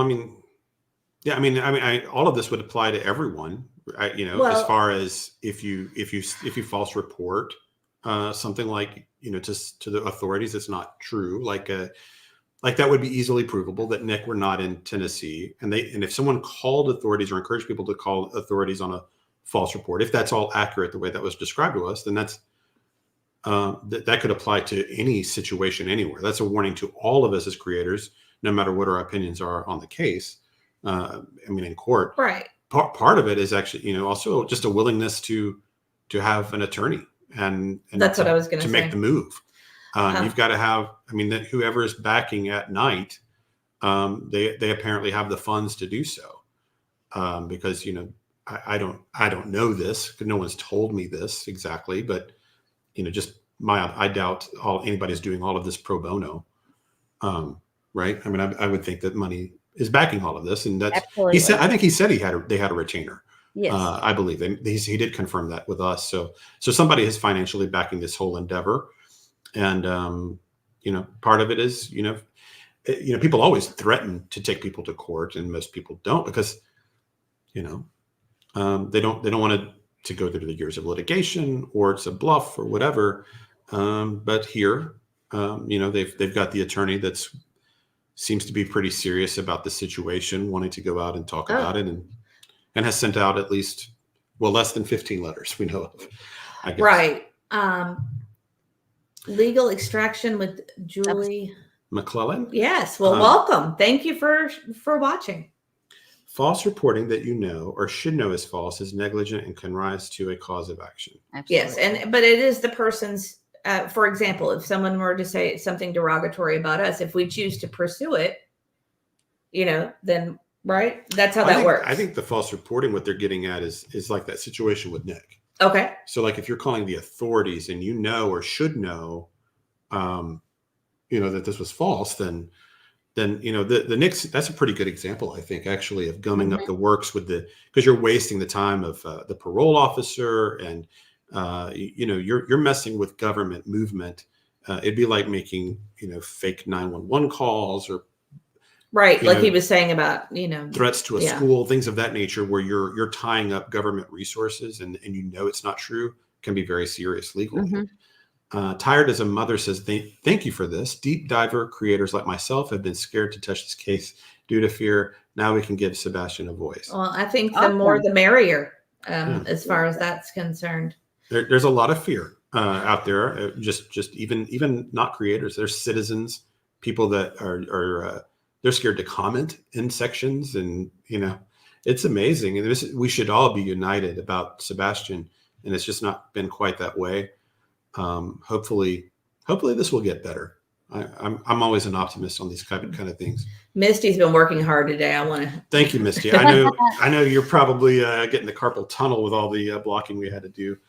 Misty says no one deserves to be threatened. Not the parents, not the neighbors, not the witnesses. No one. That's right. Yeah, we agree. And I think the threaten. My understanding, when people say threaten, what we're talking about is physical harm. So you can there's a legal distinction, I believe.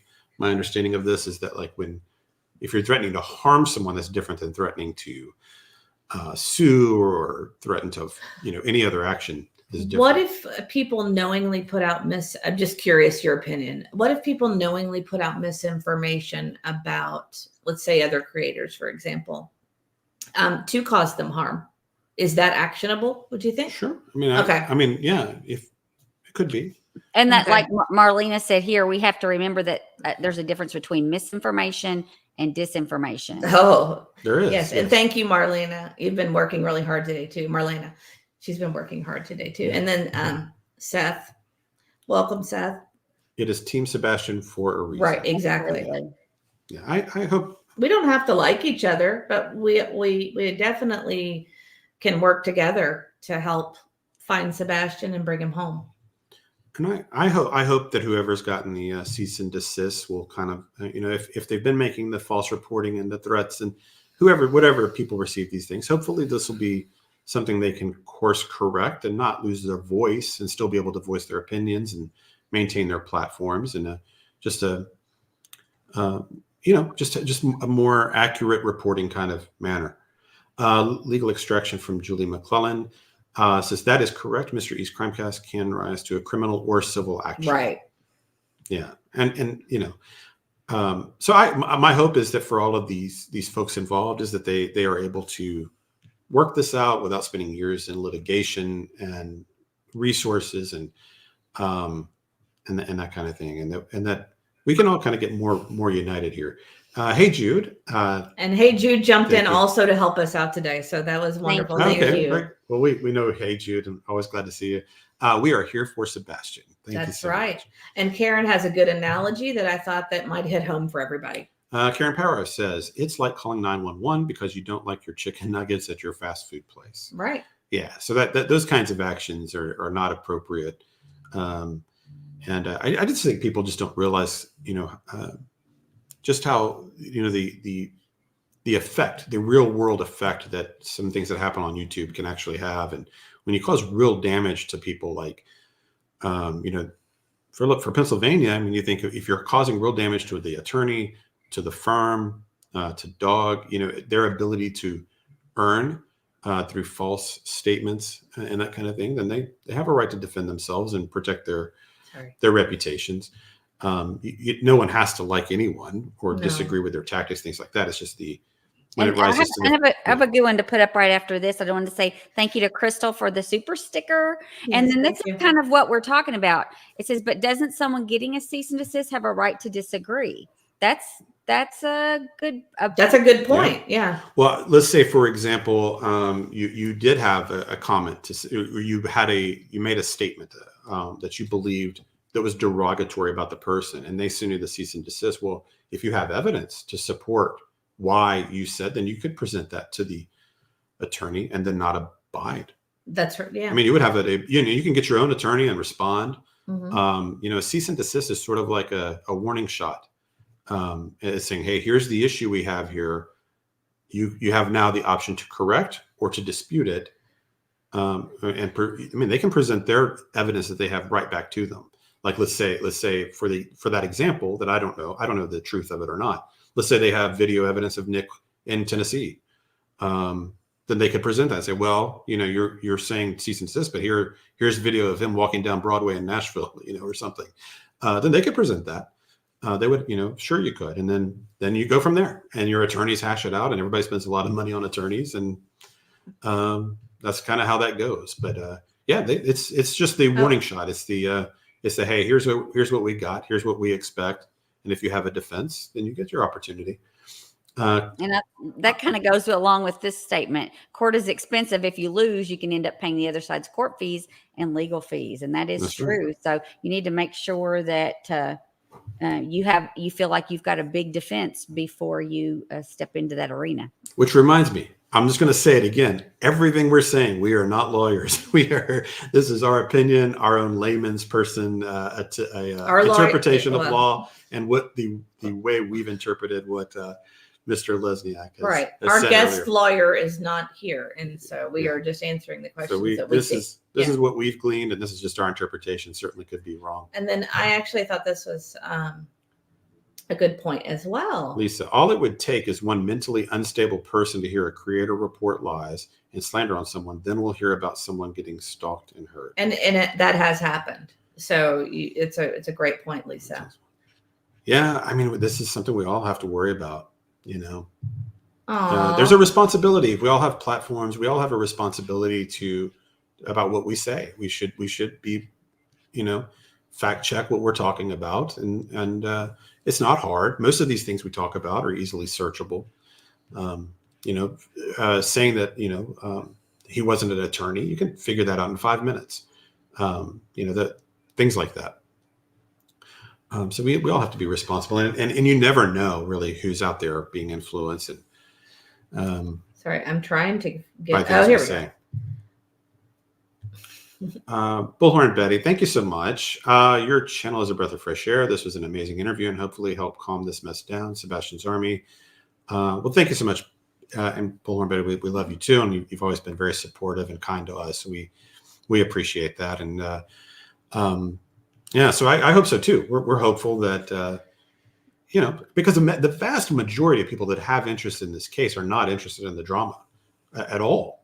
It's actually the reason our little channel came out of nowhere, has grown as fast as it has. Mm-hmm. Because people that's what they all tell us. We read all of our comments, and it's the drama free, it's the focus on the case, and the non-agenda driven kind of approach. We don't have agendas. Our agenda, if we have one, is really just finding Sebastian or justice for him. And we have leading theories, but when we have evidence that points us a different direction, we're changing too. Right. And we're open. Anyone here, different opinions are completely fine. We might challenge your theories and test them to logic and that kind of thing.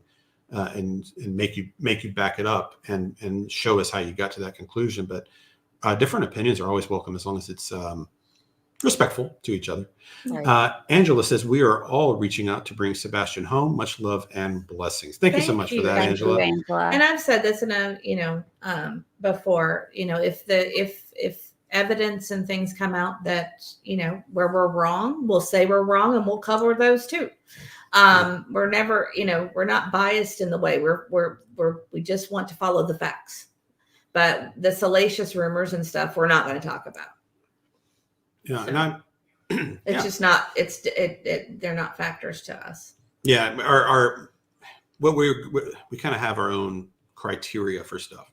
And one that if you've followed us for a while, you've heard me say it 1,000 times probably.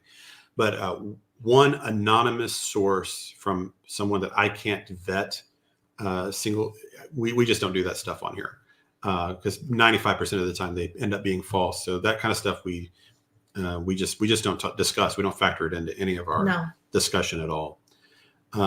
Right.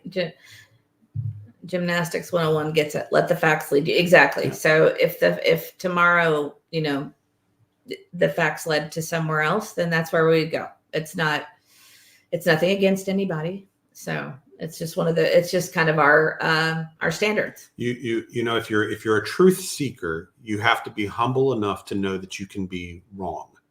The most intelligent people I've ever known are the ones that know they don't know everything and are open to being wrong all the time. The most ignorant people I know are the ones that are always certain they're correct. And if you've ever heard that, my favorite study all time is that Dunning-Kruger study, and that it backs that up. That the less you know about a topic, the more confident you are that you know everything about it, and the more you learn about an area or a topic, the more uncertain you are about it because you realize how many options and possibilities there are, which is an amazing study. If you look it up at some time, and you'll think about it all the time when you see people that will be in chats and different things and say they are positive they know an answer to something, and usually the truth is they don't even know the situation and that kind of thing. So we always have to be humble in a search for truth and realize that there are things that we may think we know about this case, but could certainly be misinterpreting or just be fake information or completely false. Monica asks, serious question, Mr. E. What is going to be done about searchers being chased out trying to look? That's not for us to say. I don't know. Right. We don't know. That's one of those stories. I mean, all you can do really is report it to authorities, I suppose, if that's happening. I've never been witness to that myself. Mm-hmm. Can we confirm that that's happened? I mean, we've seen on videos, we've seen searchers though, like search groups. It's my understanding that the Cajun Navy filed police reports in Davidson County. So for those people that are in Tennessee, could probably get the FOIA for that. Well, that would be a way. That would be a way. So if that's happened, then maybe people have reported that. I don't know. A lot of that was happening before we had a channel. Mm-hmm. Yes. So a lot of those things. This was when we were sitting on our back porch discussing just like this. Right. Yes, that's basically what was going on. So a lot of that early news outside of, because I wasn't really following YouTube early on. I was getting my Sebastian kind of news from more mainstream media and Twitter, online sources, things like that. Jennifer from New Jersey asks, a few weeks ago you said you received info that you were not comfortable sharing yet. Has that changed? No. No. We do get people that reach out to us with things. We live in the county, so we do know people and hear lots. And we use the same criteria that our standard is just if I've got one source and it's your credibility is everything, and people we try to earn trust. And so we've got some stuff that would make huge news if it's true, but from one source we're just holding on to it until we can double confirm it. Basically, if we ever get it from a second source, we'll tell it. B in Florida, why did I have to subscribe and wait 20 minutes to chat? Forcing subscription is not professional. Because of the trolls. That's why. Because we had a guest here and we did not want to disrespect the guest, and we know that there's a vitriolic group that would come in and just be disrespectful and mess up the whole event for everyone. So that's really why. But if you don't like the channel, I mean, you don't have to stay. You can always unsubscribe. You don't have to pay to subscribe. So it's a free in and out. If you don't want to be here, that's okay. Nik says the United Cajun Navy was chased away. There's a clip on WKR. Oh, I don't. Yeah, there is a clip about I saw it. the news thing about it. But Okay. there also have been differing opinions about whether that was true or not. And what I'm saying is, it is my understanding it was not filed in Sumner County. It was filed in Davidson County, or the police report, I guess, or when they called the police. So I'm assuming that can be gathered if if we wanted to take the time to fill the paperwork out and stuff. But I don't know how. For us, for our purposes, I don't know that it makes a difference, right? Yeah, I mean, because that's between, unless we were just curious if it were true or not, then we could go through and probably do that. Or anyone else here that's in Tennessee. Allegedly with Brittany J. Mr. E, you three have done a fabulous job. I have tried to keep an open mind and even weigh all possibilities. Truth is, we don't know. This could go anyway. Yeah, you never know. Absolutely. We don't. There's only probably a handful of people that know exactly what happened, and we're not them, so we don't know. No, I have yet to hear a theory that perfectly explains everything away. There's always a little contradiction somewhere to every theory I've heard, so that it makes me feel that there's something about this case that we don't quite understand or know. Right. That's been kind of my refrain for months. Legal extraction with Julie McClellan. If you have been threatened in any manner, report it for the record and legitimacy. And if it doesn't get followed up on, contact someone who is an expert in the method of delivery to track the source. Yeah, so like digitally and online and that kind of thing. I think that's sort of what he was talking about. That people think they have anonymous ways of contacting you, but we all know that really online and in the digital Nothing's world, anonymous. Nothing's anonymous. But that's something we preach to our children all the time, that nothing ever gets deleted. Everything's archived. Everything that you ever do, pictures, text, phone call, anything you ever do in a digital form is archived somewhere and potentially could come back to harm you in some way. So that's one of those things that we kind of preach to the kids. Stephanie, did the attorney ever answer if these folks can still talk about the case? I think he did. Yeah, I think he just said they can't defame. They can't do the I'm assuming. The things stated in the cease and desist are specific, and it says what exactly they were doing. If they stop those things, they can still talk about the case. They just can't do the things listed in the cease and desist. Yeah, and he said at the beginning that he wouldn't have even really gone into detail at all, except that one of the other parties decided to reveal what was there. And because he said, we prefer to do this in a discreet way. But once they kind of opened that door, then he felt comfortable talking about some of the issues. I'm going to imagine, and I don't know this, but I'm going to imagine that however many of these cease and desist, they're probably all a little different. I doubt they're identical because each creator would have different potential issues.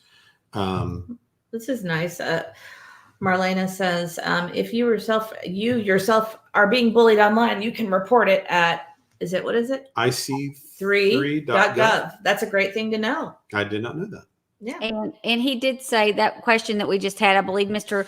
Lesniak said police have been notified of threats. Correct. Yes. He said they had filed reports on those. We didn't bother to ask him who the threats were from because I know that he would tell us he couldn't answer. So I didn't even waste his time with that. Yeah. There's questions we know that he's not going to answer. So we just don't bother to. We knew we had a limited time. And so we tried to ask questions we thought we might actually hopefully get responses from. And he was great. He was actually very transparent. I don't know if he didn't answer any question we had. He gave some form of answer to everything. So he did. He didn't have to. He didn't have to be here, but we certainly appreciate that he did it. And I hope it did answer a lot of questions for all of you. I'm going to have to go. He did give a lot of information. We'll have to kind of go back and dissect it for our own purposes later, so we understand the situation. Well, that's an unusual thing. We don't have any chickens. Mr. East Crimecast, y'all are at 1,000 likes. Congrats, guys. Have you ever been on Justin's? I love it. He does all these chickens. It's crazy. I didn't know that's why he did it. When he hits 1,000. So should I do one of your clips just for fun? Do you have a clip that you would prefer? One of your movie clips, maybe, if you want. Which one? Whichever one you choose. Whatever one you think is the most celebratory. I don't know. I also have a new one. Let me see if I can make this. Let's see if I can do it like this. Let's see. I've got a new one that I thought was kind of You fun. can run, but you can't hide. Okay. All right. How about justice? This one? Yeah. Okay. So, guys, it might be a little loud. Just warning. You tell them I'm coming, and hell's coming with me, you hear? Hell's coming with me! Okay. So that's all we're doing. Okay. That one just makes Mrs. E happy every time. That's she- a good Well, one. every time she hears it. It's the best movie. It's the best movie. Sorry, I won't do any more loud stuff. I will. Let's see. We've never had that happen before, so that was our celebration. DJ Sorry. says, Mr. E's Crimecast, this was a great live. I hope you will consider doing more of these with professional input. We actually have a detective friend of ours who has agreed to come on. Mrs. E's just done a real bad job of scheduling it. So, Yeah. because I have to make dinner and clean the house and things like And that. we got to keep few people asking if they're blocked. You're not blocked. You're probably on a 20-minute timer where you can only comment if you've been subscribed for. No, if you 20 can see their comment, they're not blocked. Okay, it was Amia, and she said, "Am I blocked? We can see you. You are not blocked. You just probably can't comment yet. Well, you are commenting, so you're good." Seth is a fan as well. I always like the statement, I'll be your Huckleberry. Yes, Yeah. that We talked about that one. I could honestly, Seth, I could probably recite the whole movie. I've been watching it since it came out, probably Oh, I mean, a few times a year. we've watched it dozens of times. It's such a good movie. And what's interesting about it is a lot of the statements that are in the script that are said by Doc Holliday and Wyatt Earp, and even some of the statements said by minor characters, are actual statements recorded in history that they said. So that makes it even cooler for me that they're real, or a lot of it's real. Of course, I'm sure some of it's, there's some liberties taken there, but I really enjoy that. That kind of thing, because Yeah. my dad used to have the Time Life Wild West series, so I double checked and did my research even back then. So, Those were good books. mhm. Good morning, Shirley. Mr. E's Crimecast. I have never seen a missing child case with all this distraction, and it is mind-boggling. It is. Yeah, it is hard to understand. I don't quite understand everyone's motives at times. That's true. We're hoping that some of this is in the past now, Mhm. and things will continue to be portrayed positively, and get back to the focus of looking for Sebastian. I agree. Yeah, I want to visit Tombstone. This is our channel has over 5.83 thousand subscribers. Nice work, Mr. Oh, wow. Wayne Drake. Wow. Well, I mean, it won't be like that tomorrow because a lot of people probably subscribed hoping to be able to chat, The and few- then The few hundred trolls that came in just to do their thing will unsubscribe. But still, that's wonderful. We're happy you're all here. Okay. So Seth says, I used it in a couple of interviews at the beginning when searchers were being followed. I'm your Huckleberry. Yeah, my Huckleberry. That's funny. Oh yeah, so I guess if you saw some of that firsthand, Yeah, Right. Maybe Seth is a better person to ask about the threats and different things because, the attorney is not going to reveal any of I'm that sure information. He's probably advised his clients not to reveal it either, to be quite honest. And he's probably relaying all of that to their team at this point and dealing with that however they think is appropriate too. Exactly. So This is a question someone had about pants. What did Joseph mean about pants found? I watched the live when pants were found. She didn't touch pants. The police came and retrieved and said, not Sebastian's, correct. I think I I don't want to overstate. Yeah. I it's my understanding there was a creator saying that the pants definitely belonged to the child, and that Don't get ahead of I don't want to get don't get ahead of ourselves. So we don't know. That's my understanding. he did touch on it. He did touch on it when he spoke. He did. And someone wants you to move your head so they can see the rest of the painting. Oh, back here. I don't know if you can't really see it. Yeah. But yes, we're in our dining room. We used to be in our extra bedroom, but I like the dining room better. yeah, it's harder on the kids though because they feel like they have to be quiet, but they're at school, so since we Court's Crime Couch, Mr. E's Crimecast. Thank you so much for providing the facts and not doing the drama. Respect your channel so much. Thank you. Well, thank you very much. Court's Crime Couch. That's a great name for a true crime. Oh, like and that. Spirit Seeker Squad says, Spirit Seeker is wonderful. Also, I felt like Mr. Lesniak wasn't here to discuss the search process of the team. He was here to answer legal questions. That's his knowledge, and I appreciate him sharing it. Who will actually learn? Yeah, that was really. We didn't do like much of a pre-interview kind of thing at all. we talked for a couple minutes We prior. kind of asked, were there any topics we wanted to get into? We kind of mentioned a few questions we had, and that was about it. Other than that, the legal questions would be really the best avenue to go, since that was, of course, his expertise. I don't know how involved he is in the team, like their strategies, or if he's simply kind of more outside legal counsel. All of that I really don't know. I think that, it's interesting, though, that they have already prepared for the cease and desist to not be followed. That they've already, started he said they had the paperwork, and that they provided the paperwork already of what would happen if you don't follow the cease and desist, which is the federal injunction. Honestly, other than what Mr. E and I have talked about on camera and off camera, I don't know a whole lot about federal injunctions or how that works. No. So that would be interesting to do some research on. Yeah. Cease and desist, I kind of understood a little bit, but yeah, the federal injunction stuff is definitely out of my wheelhouse. Let's Okay. Let's go to. Can we do live chat? Have we acknowledged everybody? Oh, do we want to do the members? You guys, maybe? Mr. E is not technical. Here you go. You just have to hit that button that says live, and then you can scroll all the way to the bottom, or just look at some of this is very old, probably. Oh no, these are new. So Thank here, you, if The Real Me Too. Yes. Thank you so much for your super chat. I'm trying to put it back up. Thank you, Real Me Too, and thank you for being here and helping us with. I'm not touching it. You do it. Okay. Thank you so much. Thank you, The Real Me Too, and thank you for all your hard work, and thank you, mods, for all your hard work. Yeah, I mean, let's see. I'm trying to. Court Crime Couch said she met you at the vigil. Oh, okay, yeah. I met a few people at the vigil, so which is actually. She probably didn't introduce herself as Court's Crime. Actually, she did. We met a lot of people. Oh, okay. I didn't remember the names. So, right. I'm sure I remember the people I met, and that's been actually a lot of fun to meet people in real life that way. Okay. Well, then we might not be the channel for you. Yeah, that's okay. And as we We're said not before, forcing.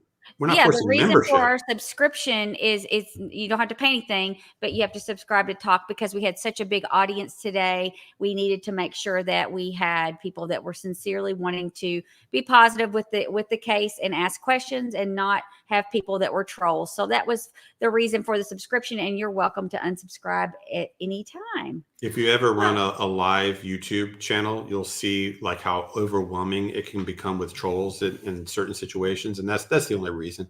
But we don't force memberships or anything like that. No, not at all. You can watch. You just can't comment. You can absolutely watch for free. And I think you'll be hard pressed these days to see anybody that does not have some type of subscriber mode on. Yeah. So it's just too polarizing, and you just can't have a live get bogged down with craziness. It's too hard on the mods. It's too hard on, and it's not beneficial to anyone really. Right. Spirit Seeker says, amazing stream today. All the E's and mods did great. Well, thank you so much. We really appreciate you too. You've been a great person here with us, and so glad it went well. I hope everyone did learn something from this. Right. And Nik says this channel is worth subscribing to unless you like the drama, and lots of folks do. And there are plenty of places for that. And thank you, Nik, for helping us get this set up to, kind of help clear some things up so everybody kind of understands what's going on. We really, really appreciate it. Yeah. And if Nik, if you have a channel or a place that you think is the best place to follow you guys. He's got his channel. Well, I know, but he might have social media got a lot of places. I can put for it up. updates with what you guys are doing, things you want to announce. If you think it's best to follow your like your X account or Facebook or any of those if you want to drop any of those in the chat, that's great. He I'm can't sure. do it. I have to do it for Oh, him. he can't? Yeah, I got to do it. See, I'm not for the him. tech. I'm not But the our techie. mods can do it. If any of our mods would want to help, that would be great. It would save me a little time. You know, or if it's the AtNight page or whatever, wherever you guys think is the best way to follow along, because I think people are going to be interested to see what action you guys are doing. Seth says, "Thank you, Mr. E and the Crime Dogs, for keeping Sebastian's name out here. Blessings to everyone, Sebastian's army." Well, thank you. We hope we are benefiting this in any tiny way. We hope so. You know, and hopefully, that was one of the questions we kind of asked is what can we continue to do to be a positive in the situation, and you know, he did. You know, the attorney did believe that just continue to having conversations and keeping his name going could be beneficial for the same reasons we hope that all the parents at some point will be willing to do, you know, the big media platforms if they come calling, you know, the Dr. Oz's and Dr. Phil's and all the big stuff, because the more we're, you know, I know we've got a lot of people that have been here today, but we're actually just a tiny part of the population.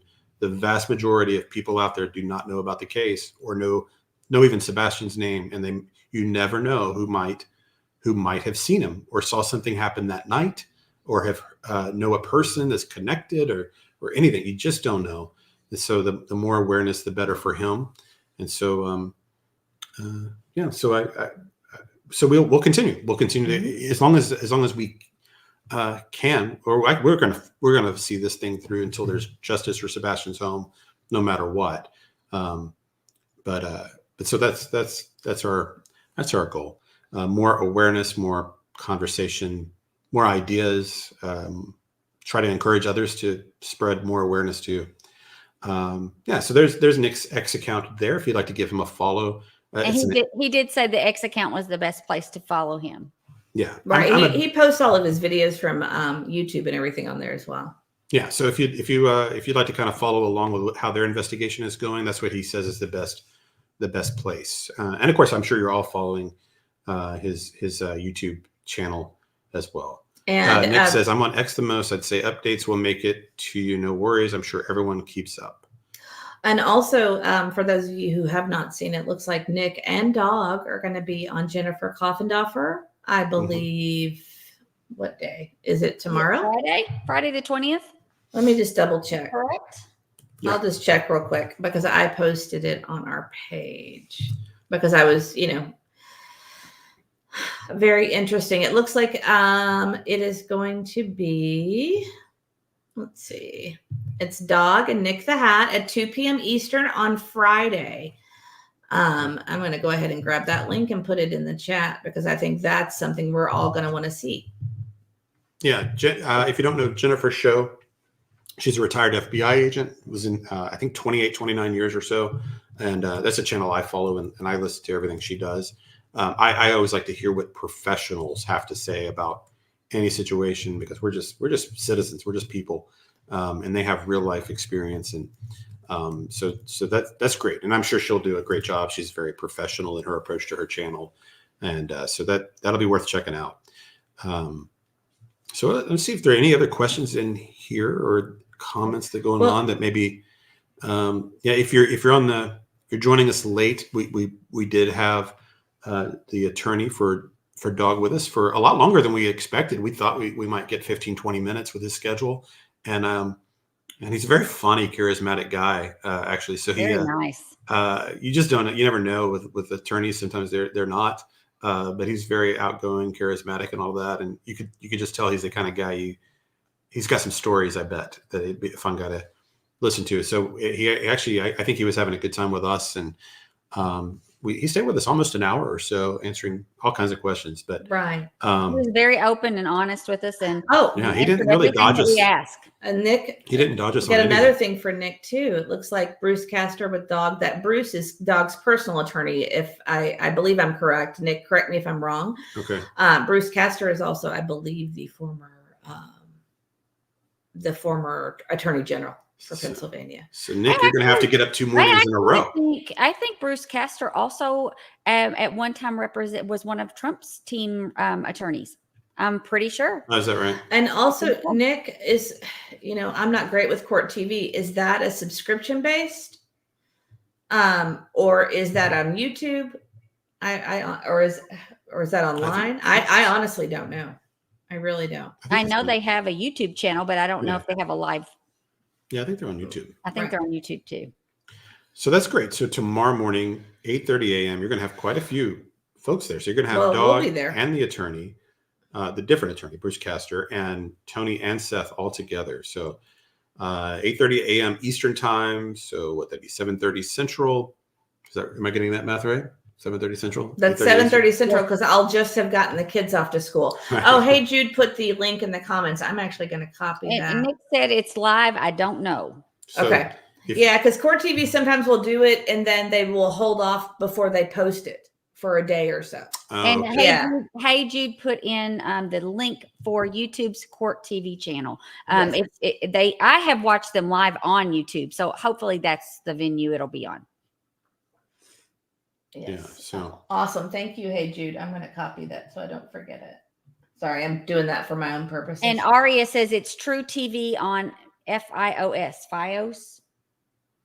Oh, is that a network? You know, we're new to cutting the cord, so I don't know. I don't know all these different channels. Let's see. I'm going to put that on there so I don't forget it, though. Awesome. Well, I think we're probably, unless you guys have any other questions, I think we're probably ready to wrap it up for the day.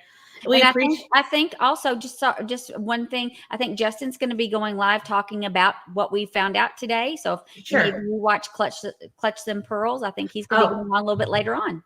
And Nick says that Lesniak will be on WKRN News Channel 2 this week as well, today or tomorrow. That's awesome. We will watch out for that. Yeah, and let's see. Oh, Kendra says he's live now. Well, yeah. Oh, okay.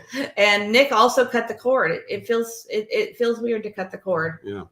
We've been having to buy all these different miniature subscriptions to kind of feel whole again. But it is still less expensive. So it is. It is. Yeah. So good. So lots of things to kind of. BHB says the best app you can get the app is Court TV. Oh, okay. Thank you. That helps a bunch. Oh, their website. Yeah, that would be better. And happy belated birthday, Betty. We know your birthday was yesterday, so happy birthday. Yeah, there was a super chat for that, which they should have given that to you. But thank you anyway. We appreciate it. And I think we should go through all of our new members real quick and then go through our any super chats that are directed towards us.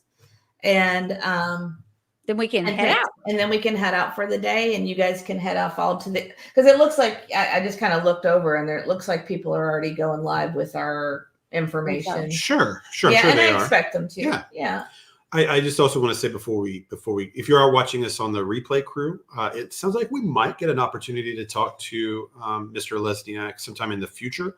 So if in the comments or you have questions that we were not able to get in that hour, and leave those in the comments, and because we're going to keep a little list of things that maybe we didn't get to in that time, and try to keep them specific to him and his client's case, because there are things he can't answer, like FBI questions and just make sure that it's specific to him and his clients, and not outside. Why isn't TBI doing X, Y, or Z, or because he can't answer those. He doesn't know. And I just wanted to thank our new members, Lisa B. Always. Irony Rose gifted 5 memberships. Thank you, Irony Rose. R. Taylor, I think, was a member and is back again. Irony Rose gifted another 5 memberships. Wow. Michelle Vincent gifted a membership. R. Taylor gifted 5. I wish I would have been able to acknowledge all these as they were happening. Yeah. This is wonderful. Sandy SST became a new member. Sorry. Nick says Lesniak is always at your disposal. My mom. Shout out to your mom, Nick. Thanks. Shout out to your mom joining us. If you weren't here when Nick was, I don't know, was it our last live or before? We kind of somehow it came up how did he find our channel or something? He said, well, my mom found you. I would think that we would be more attractive to Nick's mom as far as like our content rather than Nick. You think? Well, I think it says well about Nick that he listens to his mom. Yeah, too. That's a good trait. So that's a good trait. A good trait. So tell your mom we really do appreciate that too, and Thank you. Okay. Okay. Where was I? Okay. So I was trying to show, I forgot to show all these. So I'm going to show. And maximum effort. You don't have to super chat. We just have so many today, so many questions, but we try to answer everybody's questions when we can. So I know you said you must super chat. That's not necessary. You can ask us questions anytime. We just have a lot today, and we were trying to focus because we knew we had a limited amount of time with Mr. Lesniak, and so we wanted to make sure that we hit the most important topics. We're very interactive with our chat, actually. So compared to, so please come back and visit another time, because that's not normally how it goes. Yeah, this was different for us. We don't even typically have guests at all. Right. It's typically us with a topic or a theory or something we're working through, and then we all kind of discuss and share and that kind of thing. Welcome, Sandy. Welcome, Vet Girl. Welcome, Cook G60, Sorta Morta, War Eagle, Spirit Seeker Squad, Zuzu's Pedals. ICU gifted 10 memberships. Oh my goodness. Wow. Thank you, ICU. Wow. And also became a member. Tar Heel for Life became a member. So Nina became a member. Let's see. Linda Weaver became a member. MTB. I'm sorry. I'm just going through. No, go ahead. Go ahead. Okay, sorry. Go ahead. Let's see. Cognizant. You say that one. Cognizant Prime became a YouTube member. I love all these names too. I know. Oh, you're gonna love this one. Mysterious Owl. Yes, we read something from Mysterious Owl earlier, but yes, thank you so much. I became a member. That is a good one too. And then Sandy AW became a member. And again, guys, thank you so much. And then Eve Loves God. We already mentioned that, but thank you again. Triggered. Thank you for the gifting the memberships. And Yaya's World, thank you for becoming a new member. I'm trying to see all these. I think I got them all cut. And then before the stream even started, Clutch Pearls became a member. And there was another one, and I'm sorry if I forgot you. But for our members, we always do our welcome. So I thought I would just do this all at once. Welcome to Mr. E's Crime Dogs. We do trivia, and we try, we're fairly new to this, so we're learning our way with the memberships, and we hope you enjoy it. And thank you so much for your support. And we also do, for the super chats, we do some stars, and then also confetti bursts. And let's see, I'm trying to think, what else do we do? Oh, we have to thank for all the people. Thank you guys so much for, all the super chats and things, yes, absolutely. And the super stickers and all that stuff.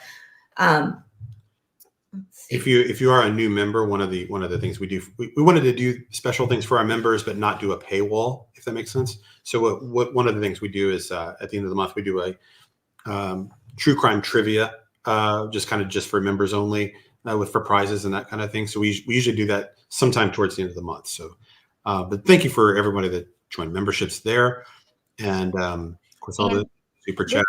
This maximum effort was the one that was trying to ask a question. It says, I can never get an answer about giving money to the Venmo for Sebastian's army, and will there be a public search or vigil again? I have a week vacation to take and would like to search. So that's what she was wanting to know. It is my understanding that there will be another vigil in October that is being planned. I'm not sure if a public search will be conducted at that time. I know there was one this past weekend. We were out of another one, have we? Yeah, we were out of town, but that was sponsored by a YouTuber. Oh yeah. We were out of town and weren't able to make it because we were visiting colleges. So, but if there is, if anything like a vigil or a public search does become available, we will post it on our community tab. And try to help, get as many people there as possible. So yeah, Terry Lynn is the one that led that last public search. My understanding is she's going to try to do several on various weekends. Oh, okay. So, I didn't realize that. Yeah, I don't know if she's announced one. I haven't heard it yet, but I haven't heard of another one yet.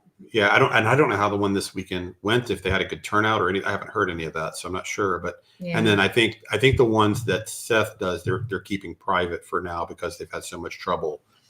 Like he was saying, with the people searchers getting chased off and I mean, it's if you're getting death threats and things like that, it makes sense why you only use a trusted team, people you can trust and vet to do searches with you. So those will remain private and unannounced, but we can confirm they've occurred. We do know that. I know that's another rumor out there, but we can confirm with multiple sources that they do happen. And we and don't Seth specifically know the Venmo, do we? I'm so sorry. I said we don't specifically know about the Venmo. No, we don't. I don't. And I was going to say, once again, we do know for a fact that Seth is doing, or is that what you were saying That's about? what I said, yeah. I didn't know if you were like Seth specific. We know for a fact that Tony, Seth, and other people, and when they've been, at least when Tony's been in town, have definitely been out searching with other people. I'm just saying that, that's one of those rumors that they don't happen, but we've had multiple sources, right? Different places that have attended various ones. Yes. And so that's the kind of thing we feel confident to report when we have multiple sources, that those do occur, even though people will tell you that they don't. I don't understand what this is supposed to mean. Do you understand that? You guys act like nothing extreme, rocking boats now. Get ready. Oh, you think, are you saying we're rocking boats? Oh, I don't know. Is that what they mean? I don't know. You guys act like nothing's extreme, rocking boats now. Get ready. I don't know what that means. I'm not sure if you mean us or maybe the attorney. Maybe if you could clarify, that'd be great. I don't really understand that comment. Yeah, I'm not sure. Okay. Sorry. Oh, okay. So Real Me Too says Mrs. E, it will be in November. Date will be announced. Okay. Yeah. And obviously for certain, whenever that is scheduled, we will let you know right away. We'll mention it in our lives. And like Mrs. E says, we'll post it on our social media also. Mm-hmm. But do we have anything else before we go? I don't think so. We would think a lot of Justin with Clutch Them Pearls. He's great. So if he's doing a live on this, might be interesting to catch his perspective on things. Never hurts to hear other people's views on how they interpret it all. It might be, so he's always worth catching if you're not familiar with him. And so thank you so much again for everybody for being here. And we don't know when we'll go live again. We'll probably watch all these interviews that happen on Court TV and everything else, kind of see what happens there, and probably do a live towards the end of the week somewhere. I don't know. I'm exhausted. Maybe next week. So we'll see. But wait. Attorney. What is? The attorney. So I think he's getting at that the attorney is about to really come in and start rocking boats and. Okay. Gotcha. Yeah. So this was something we kind of tried to say a few streams ago. Yeah. If you go back and look at our Nik The Hat specific, go ahead. We were trying to kind of, in our own subtle way, give people the nod. Hey, this is not something to take lightly. We did enough research into Nik and his group to realize that they were not going to play with things. And so, people on YouTube, they're used to kind of like being able to smear each other, attack, do these kinds of things. And there's really never any repercussion. But we realized that this was not going to be the case here, that they had real financial backing and that it was something to take seriously. So in a way, we were trying to sort of get people a heads up on that, and in our own way, own kind of way, that this was not something to take lightly. So anyway, hopefully nobody goes through this. Hopefully everything gets righted and everybody kind of corrects course, and it shouldn't be hard to stop making death threats and stop making false reports and defame people, all that kind of thing. That shouldn't be hard to correct and still cover the case, because there's plenty to discuss in this case and situation. So anything else? That's very sweet. Love Not War, another great name. It's very easy to be drawn in by your channel. Keep up the calm, peaceful work. Blessings, Sebastian. Well, thank you very much, Love Not War. We appreciate you, and I agree. Love Not War every time. Yeah. So anything else we want to do before we go, or any other comments for highlights? And I don't think so. There are things I want to say, but I will not today. Yeah, it's probably better. For the best. If we're not sure, then it's probably better to take a step back and think about it for a few days, right? Yeah. Don't want to say anything out of turn and get one of those cease and desist. No, there's nothing to say out of turn, but I Yeah, so there's some things. We'll talk about it off. There's some things. But I've already tried to talk to you about it, and you said no. Oh, so. Yeah. There's no reason. So. Oh. Exile CJ Media and Investigations. Thank you and your guests for your time this morning. Appreciate the effort and hard work. Sebastian Strong. Evil. I think I misread that as a V, isn't it? Evil. I think it's Evil? evil. Like Evil? Oh, it's CJ. Evil. It's CJ. CJ. Media. CJ is one of the people that was actually followed. Oh, that's right. That's right. I think that's the same CJ. Correct me if I'm wrong. You guys in Are chat. you the same one? Yeah, and see, and back when that happened, that was before we see all this YouTube community. We didn't know any of these people, so all of this we've had to kind of learn. Yeah, And so it's been. I'm just waiting a second just to make sure that that's the right CJ because it does say evil CJ. So. Yes, I was. Okay. Yes, I yes. was. And I Okay. yes. So that is him. CJ's Yeah. Crime Oh. Concepts, I believe. So yes, welcome. We tried to be kind and welcoming to all creators. We are not taking, we don't take sides or anything. We just kind of try to be even. So welcome. We appreciate you being here. Yeah, thanks for joining us. We appreciate it. And yes, I think it's time to wrap it up. I think guys, get ready for the music Thanks, and everyone. get those green hearts ready. We appreciate it all today. And I know it's an unusual time, and we appreciate you guys all being here. Thank you, everybody. Thank we appreciate you. it. Bye. Bye. Oh, I'm still working on it. You I can know, keep I know. waving. We just keep waving until the outro that was provided to us by Lady Tit for Tat. That both intro And thank outro you music. to members, mods, and chat. Yes, the mods So- were awesome. Can't thank you guys enough. Absolutely had your hands full, so we appreciate it. Yes, thank you.